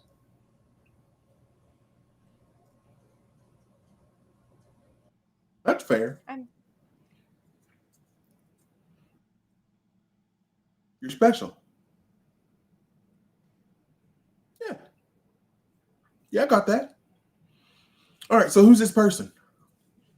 He looks at you all and with a sort of like at that interaction, just kind of like with a weary eye now, but he's like, we're already here. Like a what? He's like, we're already here though, so it's fine. He says, the guild master and Ganymede needs some help. As far as I understand, there's something happening, and she's short-staffed and could use some. She has better details about it. Now she's a friend of mine. She will pay you for your help here, and also, and again, if you'd like to help her, that'd be greatly appreciated. All right, so she here or in Ganymede? She's Ganymede. Okay. All right. Which you would all know to be the capital of the Northern Kingdom, in which the port you will be landing in is pretty close. But yes, if that's fine, then I will hear. He digs in his pocket and pulls out a coin. That doesn't look like the standard currency coin. And instead it is a more of a token, I should say. It's made out of gold and has the inscription guild. It says guild service on it.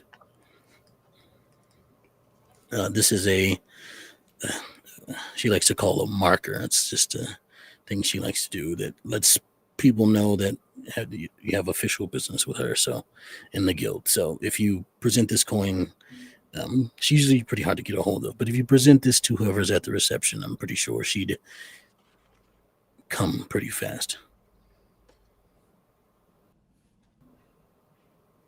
Hands it to you. Puts it in his vest pocket. All right. I mean, well, I'll go, certainly. Y'all got food here? Yes, we've got, and sort of lays out the lets you know what is there is to eat, which is a various assortment meals. Basically, whatever you want is there. Mm-hmm. And he's like, the food is found in the passenger living area on the second floor. I must go attend to the other passengers, but I appreciate you and feel free to ask me anything during the rest of your travel here. All right. And he proceeds to walk away before you have a chance to reply. Thank you kindly. All right. So, big dust up like that deserves some food, some drink, and a nap. Anybody hungry? I am. Good. Because I was going to say you should eat regardless. I didn't eat him. You didn't. And I'm honestly very grateful for that. It would have made doing what I wanted to do very difficult. He was dead. How did you save him? He wasn't gone. Yes, he That's was. all. No. If he was gone, I wouldn't have been able to bring him back. He was down, but not out. There's a very small window, right? A very small window of time where the soul is still tethered to the body. And if you can get in there before the last tether leaves, you can keep him here.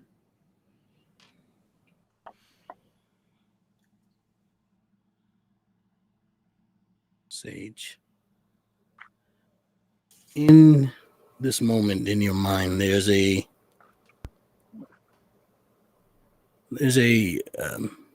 something that your teacher told you. You remember the words. Now, in your travels, you will meet many amazing people. There are mostly common people in this world. Not that they aren't amazing, but most of them tend toward the average, so to speak. But some you'll find that are absolutely amazing. And when you find them, you should see what life is like in their presence.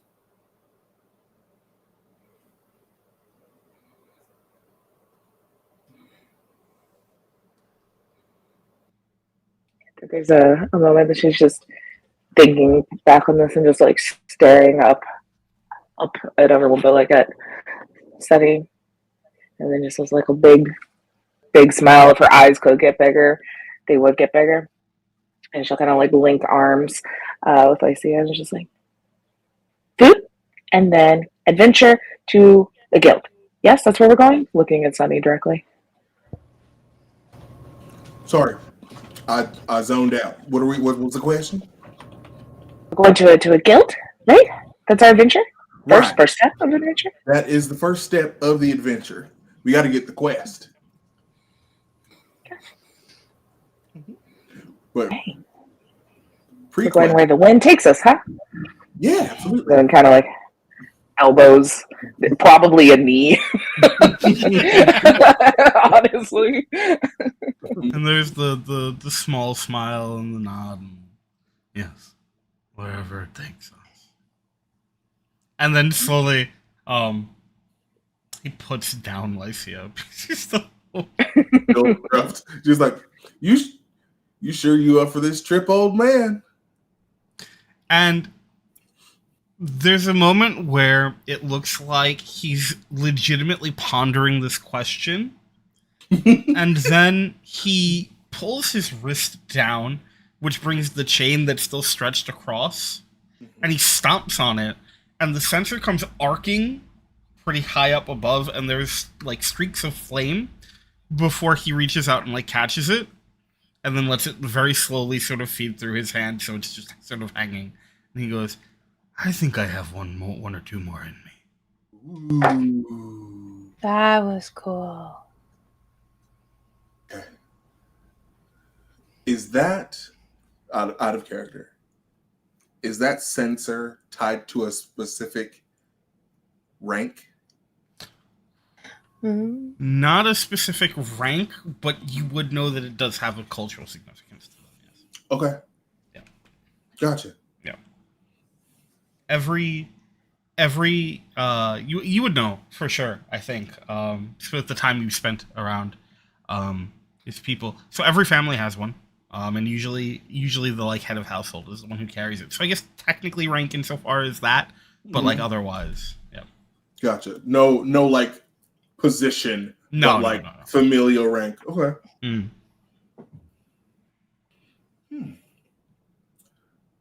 And with that, as our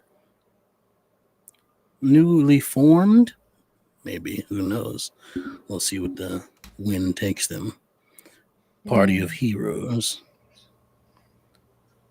convene and eat and converse, the camera pans away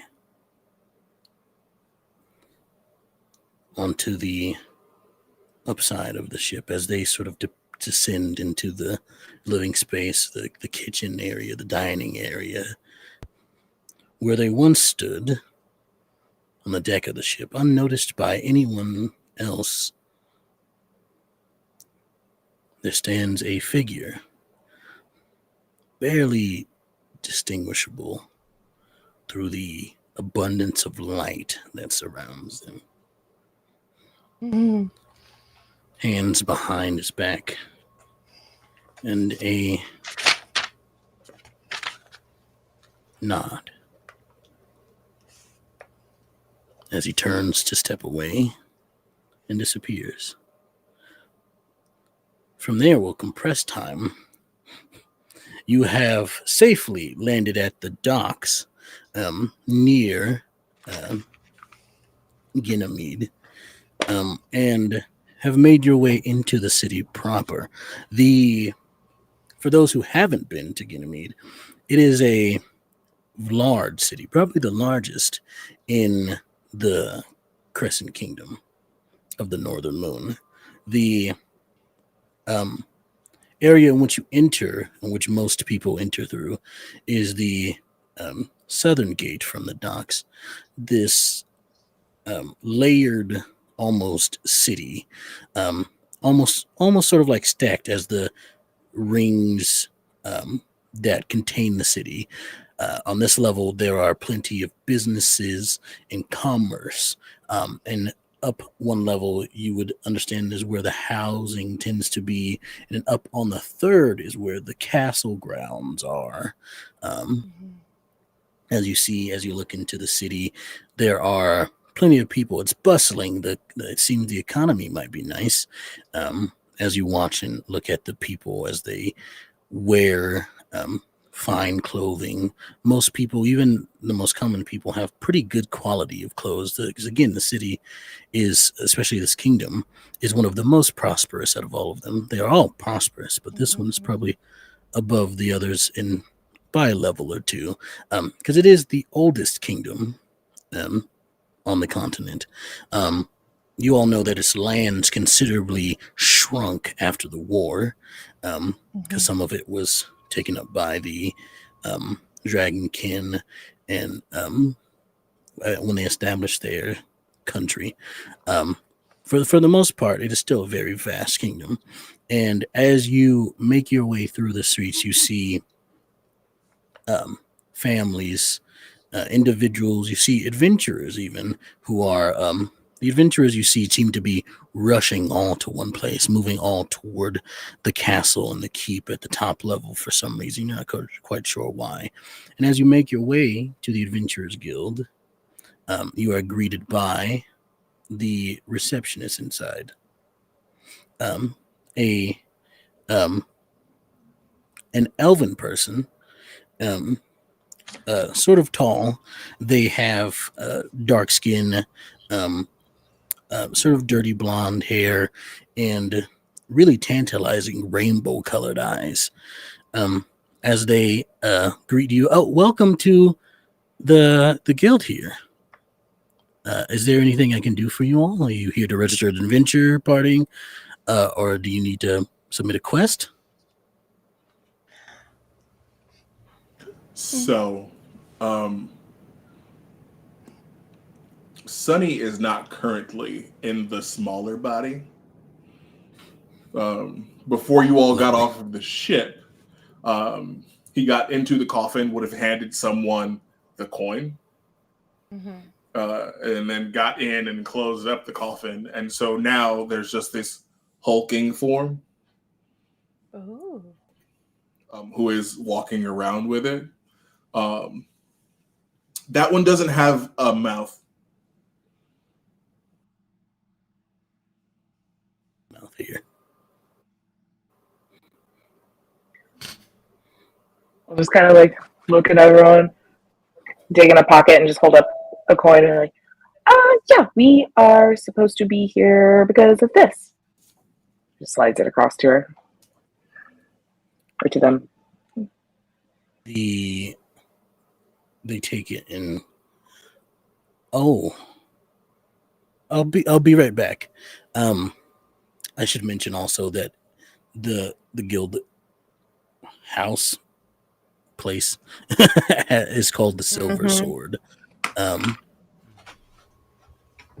But they disappear into the back and return a few minutes later with a rather tall individual, shorter than Rim, but not that much shorter. She is a dragonkin. She stands with, she stands probably about 6'5", has horns that curve upward from the sides of her head, blue scales that cover most of her arms, which you can see that because she's wearing a short sleeve shirt. But you can tell that the scales go up and into the shirt. How far? You're not sure, unless any of you have seen a dragonkin without clothes, which you would know that it mostly covers almost all areas except the midsection of their torso, and also comes up the neck and stops at about the jawline is where the scales stop there, and almost sort of cup the face. In a way, it's really interesting. Her draconic eyes sort of stare back at you, and she says, "Okay, so who sent you? I should introduce myself. My name is Guildmaster Isla. It's a pleasure to meet you." Hi. Hello. In unison, hi. Both. We'll wave, and then Sage like really like puffs up, trying to feel like big and in charge when like clearly the smallest in this group, and just kind of like goes and hands out. Hi, nice to meet you. My name is Sage. These here are my friends. We'll kind of like do a quick little intro. Captain Charles sent us, seeing that you may need some help. We've helped him very bravely with a pirate attack, and so thought that we could be of aid. Char. Okay, got it. Just it confused me when a group of people I've never met before walked in with my coin. No, but I understand now. You helped Charles with something. I assume you would like a reward? Yes. No. Yes. That was what was sent. Was yes for reward. All right. Don't everyone talk at once now. So, everyone. No one else was talking. Just just noticing the back and forth of like. She looks at you and just says, "Okay, a reward. I can pay you all. Let's say." So you defeated. Who was it? You defeated pirates. Yeah, Captain Seaborn's crew. Yeah. Seaborn. He's not supposed to be in these waters. That's what everybody says. Yeah. Another headache. Okay. I can give you all about how many of you? 4. I can give you 400 zenit. Yeah. Is that good? I think Rob immediately tries to like put that down.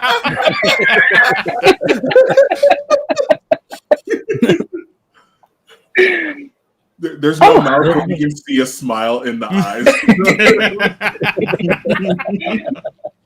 Is that good? Having no concept, of if this is a good amount of money or not. Say just is like, oh, that's very generous. Thank you so much. I think too, I'm just going off script. We were possibly looking if there was any sort of like quests or adventures or things to do or if you need any anything to help jump around with there. anything. Yes. Yeah. Charles told you about. Charles told you I needed help, huh? Didn't he? It was mentioned, yes. Yeah. Well, he's always okay. I come with me, and she sort of leads you to, if you do follow her, leads you to the back of the guild hall. Sort of sits at a table that's in there, because you don't, as you look around, there's not many people in here. You see a couple of adventurers off to the side, sort of looking at the quest board, and but other than that, it's pretty empty, which you don't expect a guild to be in a major city like this. There tends to be always something to do. But she does sit down and say, okay, so yeah, I'm a little bit shorthanded. There's a big thing that all the adventures that were called for by the higher ups, and most of them are attending to that problem. There's I think there's a dragon or something that needs to be slain in the kingdom called for. It's a whole thing. But no, there are there are some caravans that we need help escorting that are taking goods to the other villages in the kingdom, and we could greatly use one. The one that's probably most important, I'd say, is one sec while I look at my notes right smooth.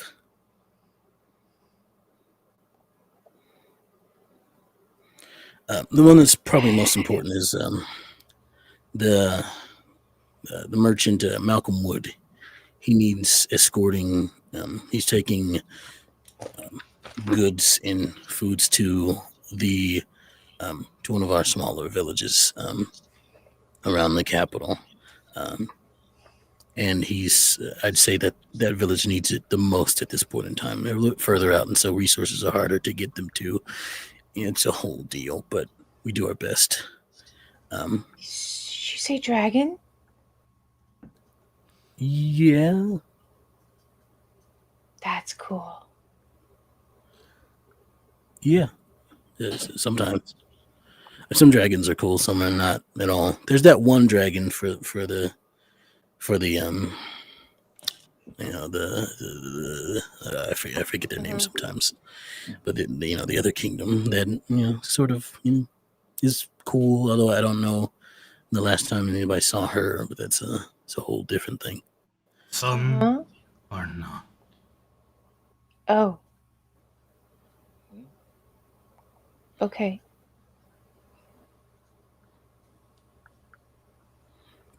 I'm new. Yeah, I'm sure you are. She sort of looks at you, Lycia, and gets close. Oh, okay. Yeah, that's fine. What did you see? No, I've seen you before. You have? I'm more of a drawing than anything else. Where did you see it? Where did you see it? Where did you see it? I don't know anything but my name. Oh, it was this. Hold on. She pulls out a wanted poster. Essentially, Hey, it's so me. this is not in effect anymore, but I think there was a time it was recent, a bit ago. I don't keep track of time. The Storm Kingdom put out a thing on. It's fine. I'm glad to see that you are fine and not actively wanted anymore. I didn't know I was wanted in the first place. Yeah, well, they were wondering why their they thought their mandragora cheese was being stolen, and it's fine. It's fine. The Would big you mind guy. if I keep that poster? Yeah. Just a quick question. Maybe get it framed. You want to keep it? That's Yeah. fine. Yeah, plenty of copies. Does it have my name on it? Did it have my real name? Oh, does it have my name on it? It just says the Beast of Mandragora on it. Oh, The wanted for part. yeah. Yep. You can tell that this was during the time before you were found and discovered to be not extremely hostile, at least in the capacity in which they Okay, found you. so I was just like, I was wanted because I didn't know what the hell I was. And probably ran into a lot of giant trees that screamed at you. And then I imagine you took them out. Yeah. Yeah, it sounds like me.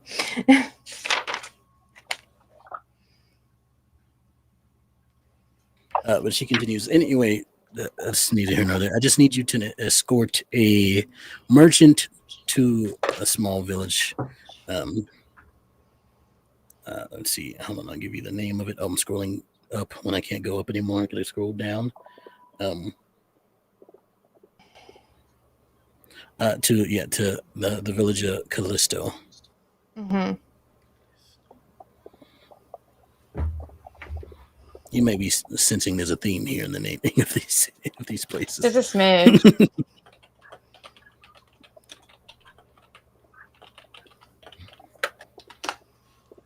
Okay.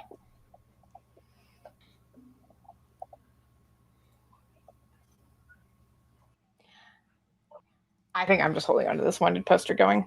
My nose doesn't look like that, does it? Kind of does. No. They got it a little crooked in the picture. Mm-hmm. Yeah. So Honestly, the eyebrows really aren't as striking. We can adjust it. I'm gonna try to sign to Isla and see if she understands. Sign language? Mm-hmm. What do you say? You from the Irons? Family is.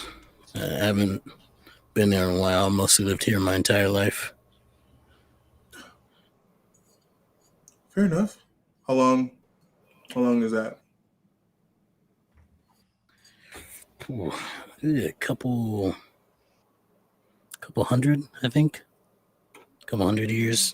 Been removed from there. My family has. But this dragon can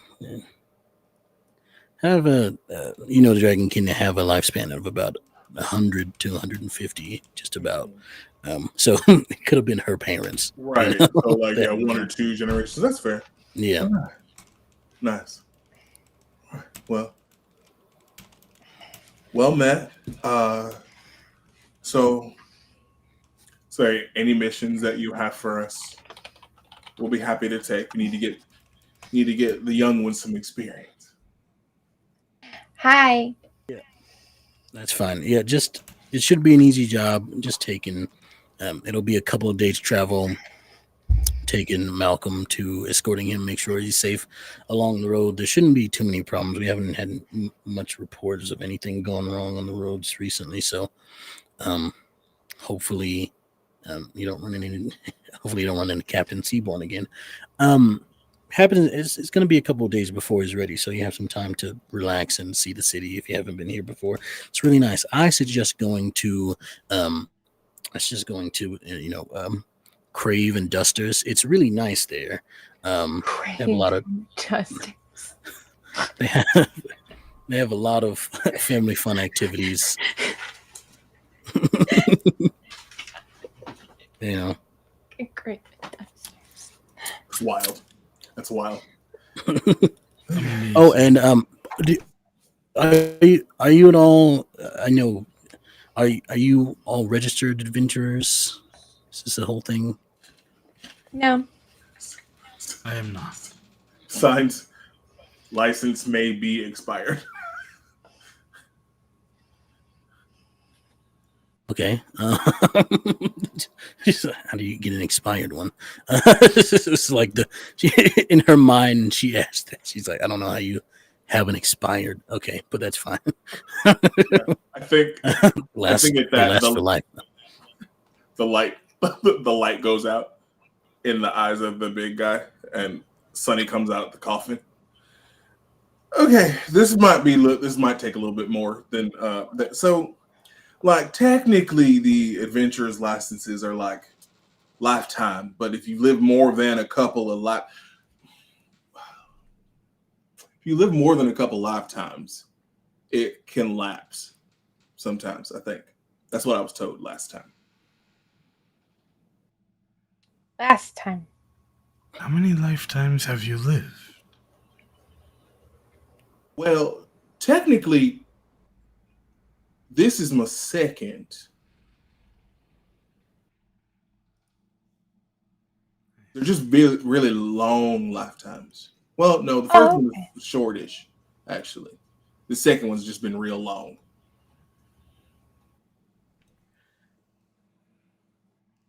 All right, I'll get you all registered then. She sort of if you don't Does that mean I have to start back over? Yeah. Yes. I mean, unless you'd like to take the test, it's the whole thing. It takes about a week though, so I don't know if you Do we have a week? I mean, it's a couple days before Malcolm leaves, so not So entirely. no. I mean, you could take the test, and then the results take a week to come back. But Okay, sure. I'll take the test, and then I'll come back. Like, would the name work? Like, name and reputation work? No. If you're re-registering, we have to go through all, especially if this is expired. There's a whole different system a while ago. If your thing is right, then it's probably a good bit ago. He's gonna fish. He's got like a wallet. He's gonna fish his card out. How long ago do you think this would go back? I think this would go back a while, right? Like this before the system changed for sure. Like, it's not even on the right paper anymore. she like pulls out and is like, no, wait, this is. Oh yeah, okay. We're gonna, you're gonna have to take the test. Okay. The rankings have changed since before, sure. Since this, what is this? How did you get one? This, you know what? It's none of my business. I'm just gonna. She sort of. I joined the Adventurers Guild. That's how I got it. Yeah, but this is like paperwork. This isn't even like. The guild card that we have now. It's a whole. It's anyway. Like y'all got guild cards now. Yeah. So we've expanded considerably. Oh. Yeah, we've expanded considerably the last time. You would all know that the Silver Sword, all of the guilds, besides the, all of the guilds are sort of worldwide, so to speak. The Silver Sword, I'll tell you all of them right now because you would know this. Silver Sword is the basic adventurers guild. Then you have tomes and things, which is sort of the like spell caster guild. You have who, which is WHO, that is on the surface a merchant's guild. Those who are in the know, I think specifically Sonny, you would understand that who is actually a spies guild, and is found in very few of the cities. I was throughout fully the- prepared for that to be the like healers guild. Same. I was like, the Healers Guild? The who? And then you have Golden Coin, that is the actual Merchants Guild, which spans the entirety of both continents, while you find Silver Sword tomes and things, and who only on this one. But they do span across the kingdoms.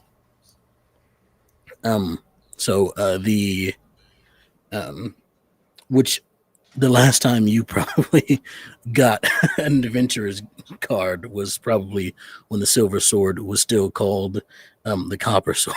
If that makes sense. Right. Yeah, I gave General Silver his commendations. Helped him set up the guild, back in the day. All right, yeah, I'll believe you. She kind of says not believing you. Right. All right. This fucking guy. And after she takes your Sure, information, after she takes your information that you give her for the guild, which is just basic stuff like abilities, not necessarily going into detail, but just sort of like general vibe of what you do, Sure. and of course name and whatnot, and she casts a spell on the card, and says, "Okay, now if you ever lose it, it should return to you within a couple of days. If it doesn't, that means if it's destroyed, that'd be you'd have to get a whole new one. But we now have you all in the system, so it'd be easy to replace." Actually, before we continue, before we finalize it, are you all going to stream as well? Huh? What? You don't know about the streaming? Would I have said Like a if I small did? river? Like a water source? No. You live stream your adventures if you like. Some people do it, because it gets them a little bit extra money on the side. Pour as water adventures. out on adventures? I think you'll have to walk us through what you mean by that. Okay? Well, she pulls out a small, about baseball sized, sort of like golem thing. It grows these like feathered, almost looking like angel wings, as it sort of flies up, and there's a big old eyeball in the center of it as it turns on. Is it biblically accurate? Who knows? There's a bunch of rings around it that also have eyeballs. Each of them is like a little light, right? Because you got to make sure you have that good lighting. You gotta have it. Yeah. This is the And biblically it's sort of- accurate streamer set, just in totality. And it sort of just hovers above her, and she's like, you can hold on, record, and it waits a few seconds, and then she calls it back and then plugs it up to a small tablet, and she's like, look, and then it replays the last few seconds that just happened that it recorded. What And you can do this as a live stream. It'll automatically connect to the streaming services that are out there, all of them. It just kind of does, and it's a good way to make some money on the side that adventurers like to do sometimes. You don't have to, some don't, some do, but And how would one go about seeing these afterwards? Oh no, they're live most of the time. You can record and then post it later, but it'll show up on the big screen in the courtyard outside. I see. Fascinating. And entirely new medium for You are story. muted. Cass. What's his name? Pointing at the drone. Oh, it's HD 3.2. It's a new model. What happens if you do something bad on the live stream? You get arrested probably. It serves as a way to make money on the side, yes, but it also serves as a way to for adventurers to protect themselves if something bad were to happen. So if you live stream yourself doing some illegal activities, I mean, I'm pretty sure you get arrested pretty quickly.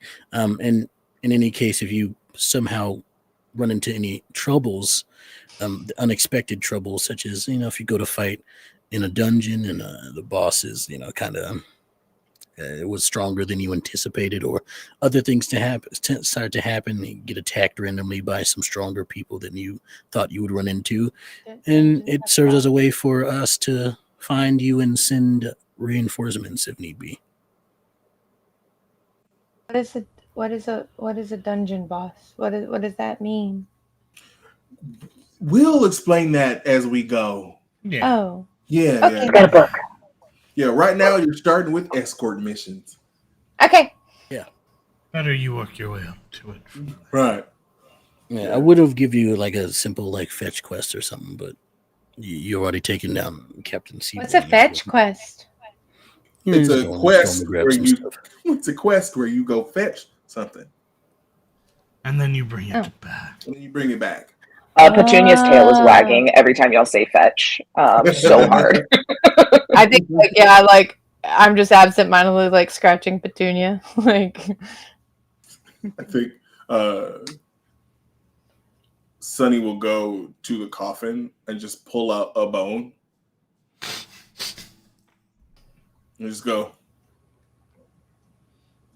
It's like the little ears are just straight up. You can see the little what are the little things where the pollen's on a flower? Oh, the Stamens. stem. Yeah, stick out of their ears like little fur. Yeah. Just looking at you. Sonny will fully toss that bad boy. Flies like up, grabs it, bones. does a little spin. The rest of the conversation, the background noise, just as they're just munching on this. It's so hard. Mhm. So she looks at you all and she's like, "So streaming or no streaming? You don't have to. Again, it's fine. I think I might be too old This is for something that. I put on." I think I might be too That's old. fair. That's pretty interesting. I mean, She, if the youngins I'll want put to you do it, down. I'll put you down for it, and if you want to, you can. It's not a requirement if you have it on there, but here she makes adjustments and hands you all your guild cards. And as you look at them, the camera zooms out and upwards and into the sky.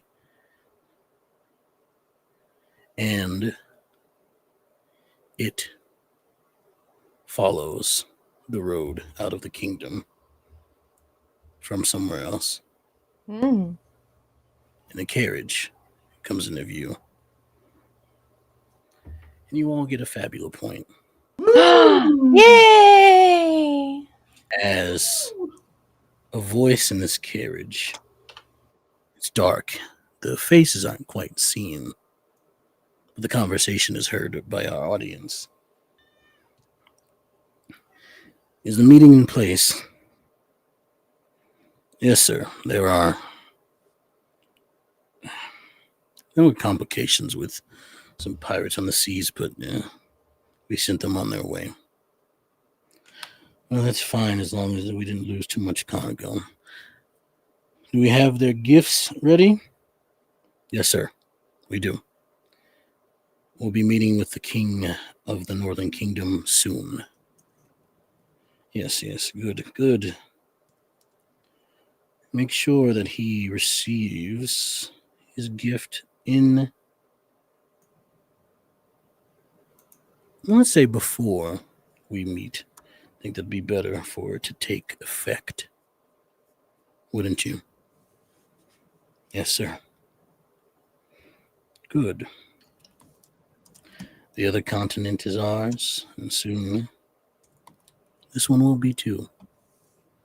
It's all going according to plan. And that's what we're in tonight's session. Wow. Today's Creepy voice in a we carriage. we hope you all enjoyed this story so far. It's a good time. I'm loving I'm loving the characters. I'm loving what's happening here. This is such a great time.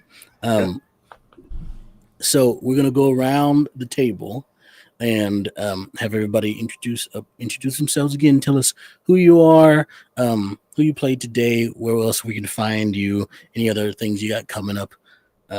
Feel free to let us know. We'll start in the reverse order this time. Taylor. No, you. Ah. You. Yeah, No, you. I'm True. last. I'm last. Hi, I'm Taylor Potato Toe. I've been your sage today and will continue for this. Yeah, you can find me, like I said, at Potato Toe on the internet, underscores possibly. But hey, the one thing that I'm always going to shout from the heavens because the rest of my schedule is so wonky is Bloom and Blight. If y'all haven't listened to Bloom and Blight, you should totally go check out Bloom and Blight. It's a Girl by Moonlight podcast. I am the storyteller for the first 2 seasons that are out right now. Season 2 is currently airing. Anna, Maeve, and Kit have been absolutely amazing, just like producing and show running this whole thing from behind the scenes, making it the beautiful, wonderful thing it is. And it's absolutely amazing. We are Crit Award nominated for both Harp's wonderful music, as well as just general sound design, which they are freaking killing it at. So if y'all want to go over there and do that, that'd be super awesome. But yeah, it's just a good time, and I'm going to scream it to the heavens. We are in love with that story, and we're officially Evil Hat like sponsored. So if you like Evil Hat shit, you like us, they approve. Just saying, you should too. And then you can also find me over on High Shelf Collective. Currently, the only thing I've got going on, other than running all of the chaos behind the scenes, is a Werewolf 5e Rage Across Texas. First season, Rage Across Dallas. This one's Rage Across Texas. I will strongly recommend you do check the content warnings because we deal with a lot of very heavy things when it comes to like policing and race and all sorts of just cultural things and how shitty Texas is in general. I say as we are literally playing in my hometown right now, so it's very fun to demolish things. So come check that out as well. Hell yeah. Lovely. And next, I'm trying to remember the the order we went earlier. Now I'm like you. Yes. Me. Hello. Hi. I am Q, your friendly neighborhood cowboy maker. I was Doc Sunny Valentine, the rebel heart of the frontiers. There we go. I remembered it this time. Let's go. When you can't find me here, you can see me out on the internet at Midnight Inc. That is Midnight No underscore or maybe underscore if you're on the blighted lands. That is X/Twitter. But it's INQ. Q is my name. I'm sure you get it. Save a horse, ride a cowboy. I'm still making cowboys. Up next, this Tuesday, I'm going to be playing another one of my cowboys, Captain Omari Leda, who is, he's been going through it. He got rid of his alias. That's how bad it's been. That's how rough it's been. But yeah, so that's over on Live from the Apocalypse for Nephilim Tenebris. And then let's see, alternating Saturdays, like from the one that we just had, is Class Reunion, which is a D&D isekai game where we have been doing political intrigue, and boy, are my arms tired. And then coming back near the end of this month is going to be They Call Us Villains over on Entropy Emporium, where I play the saddest, angriest boy, Connor Creed. And then Redacted. We are getting back into the swing. I believe that they were playing that today. JD and Raph were seeing how the mom and dad of the group, oh God, that hurt to say, we were checking in on them. And then the rest, you'll find out. I've got other things coming. just keep an eye out.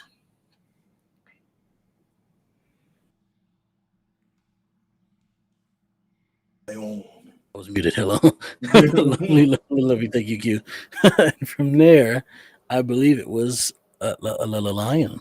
Oh, yeah. See, I'm always used to going last because I always do this stuff. So it always catches me by surprise.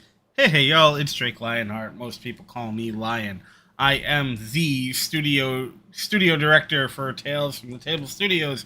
You can find me here when we're doing things here, when I'm on screen here. Otherwise, you can find me at It's Drake Lionheart across all socials, except for the Cursed Lands, where you can find me at the Line Knight 42, but really that's just there for when we do charity stuff to boost. Don't follow me there. Don't go beyond there. There's no reason to do business with Nazis.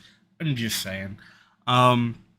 Besides this, you'll be able to find me in other places soon. Well, still here, but in other things soon. And you can pretty much bet that anytime anyone's on here, I'm behind the screen. So you can always come say hi. I'm doing stuff. Today... Nope, stop. I have a cat that I am fighting with because they're trying to steal my dice. Sorry. Today, I have been, and will continue to be for the foreseeable future, Menajram, the troubled son of a broken homeland. It's been a great time. I'm very excited to get to continue exploring this with all of y'all. And again, happy Pride. Fuck ICE. That's what I'm here for.